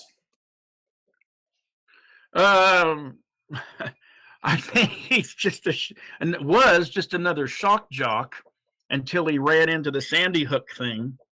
And then once he bit a hold of the Sandy Hook thing, it's almost like he couldn't let go. And now, will he ever pay any of that money back? No, he won't. I think what he admitted on the stand was he kind of rode this wave and took it too far. I think that's probably as truthful as you're going to get from him. But I think he caters to his audience. I think he tells his audience what he wants to see. Now, interesting, when he had Kanye and Fuentes on, he was the most reasonable person in that room, and was actually trying to throw some lifelines to try to tone it down. And I think he couldn't wait to get them off his show. Yeah. And do you have any thoughts on the Sam Bankman-Fried thing with FTX collapsing? Well, this is going to show, the Republicans only have the House. They have subpoena power in the House. Now, how are they going to subpoena him? Now, supposedly he's testifying before Maxine Waters, who he has really filled her Armani bag full of loot with in the past. So it's interesting that the Democrats are trying to have a hearing in their lame duck session when they're outgoing as a majority, probably to try to, have him come in and say that he never, he doesn't know anything and that he never did anything illegal, blah, blah, blah. When the Republicans get the subpoena power, they should exercise that very aggressively. They should not only subpoena him, and whether they can get him to come from the Bahamas. I don't think he's going to show up in person at the Democratic hearing, Luke. He's going to show up, by video phone, which means everybody can ask him why he didn't show up in person, and then he'll start pleading the fifth, and that could be the end of it. That would be the only question I'd ask him if he's not there, if he's on the if he's on the video, is ask him, why aren't you here? And as soon as he claims the fifth, then, point, set, match. But anyway, whether he is criminally prosecuted, it's going to be interesting, because where he is sitting, there is no extradition treaty with the United States, and the likelihood of getting him out of there would be slim and none if he really thought that his proverbial fat end was in legal jeopardy. But his parents and the FCC, not FCC, FTC, Federal Trade Commission, could be subpoenaed. There's a cozy relationship between, I think, his father and the chairman of the Federal Trade Commission. That could be explored. And you just literally got to line up the dominoes through subpoenas and testimony and then knock them all down. And I'd call in every Democratic politician that got a contribution from FTX, put them on under subpoena, under oath, and ask them if they're going to give the money back and what they did with it. And then beyond that, they're going to have to block these appropriations to Ukraine. Ukraine laundered the money. The problem is these Republicans are so spineless and they're so infested with neocons that will probably be the catch that lets them let this guy get away. The fact that he laundered the money in Ukraine, and they are so committed to this neocon wet dream in Ukraine that is destroying Ukraine, killing Ukrainians, and bankrupting the country. Anyway, that's my take on it. It's complicated, but I think he'll probably get off because the Republicans will let him get off because of the Ukraine connection. And what do you think about the power of sports to connect people, particularly guys, or at least at a superficial level, even people who are somewhat socially awkward or even antisocial? Sports fandom is a fairly effortless way that they can connect with other people and find a little bit more meaning and purpose in their lives. Used to be, you'd think. The problem is now sports is under fire. Sports, I mean, think about it. Does the NBA and the NFL have as much fandom and support as they used to since they got political and got woke? I mean, think about it. I will freely admit I used to be a big fan of the LA Lakers back in the Showtime era. Not so anymore. I haven't watched them in a long time. You got to wonder. There's a lot of things that used to bind us socially, Luke, that have now just devolved because of the politics and this culture gap where we've split into two countries. And you just got to wonder, I hear Democrats all day today. I was looking at some of their feeds and watching some of their stupid media shows. And they were saying, there was Vice News did a thing on the dark side of the 90s. And it said that Rush Limbaugh divided America and blah, blah, blah. Well, it's pretty clear that the left believes that you're divisive unless you agree with them. So unless you agree with the sexualization of children, drag queen story hours, and all sorts of other elements of their cultural degeneracy, then you're divisive.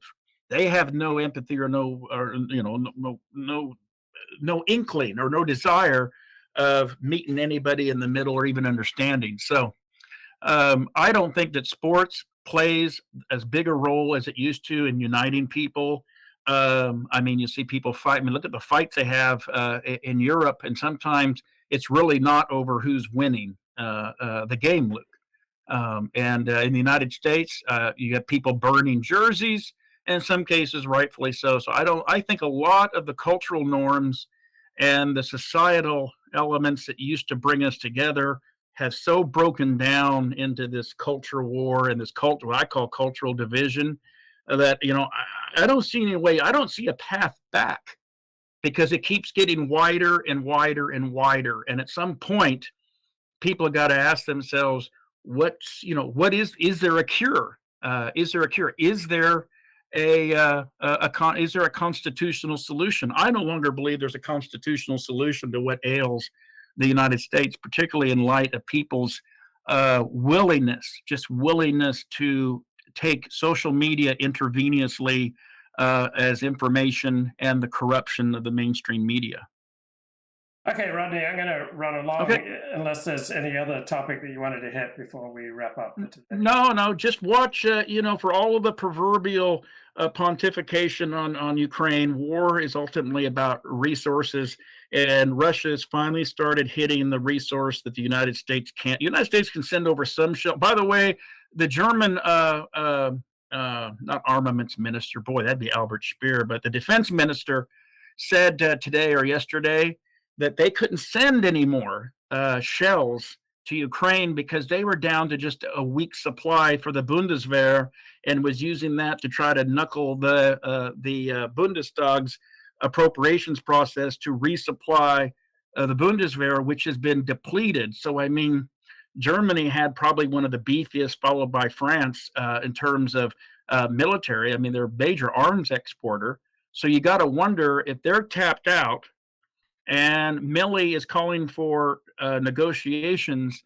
You got to read between the lines between what these people are saying versus what the propagandists are saying. And there you'll kind of find a line to the truth. We can't rebuild a power grid. We can't rebuild water and wastewater systems. And it's going to be a cold winter. This thing's over probably by April next year. Okay, Rodney, good to talk to you. All right. Take care, Luke. Okay. Bye-bye. So, looking at Twitter, recently added cozy streamer E. Michael Jones has come out against Kanye West. So, E. Michael Jones says Kanye just blew one of the greatest political opportunities in American history. Instead of announcing he was going to work with Elon Musk to provide anti-ADL hate speech replatforming protection, Kanye ranted about Nazis for 3 hours on Alex Jones. Kanye is his own man, but he was aided in the suicidal gesture by his campaign manager, Milo Yiannopoulos, who announced that he had arranged the dinner at Mar-a-Lago to hurt Trump. So that's the perspective of E. Michael Jones. That will do it for me. Take care. Bye-bye.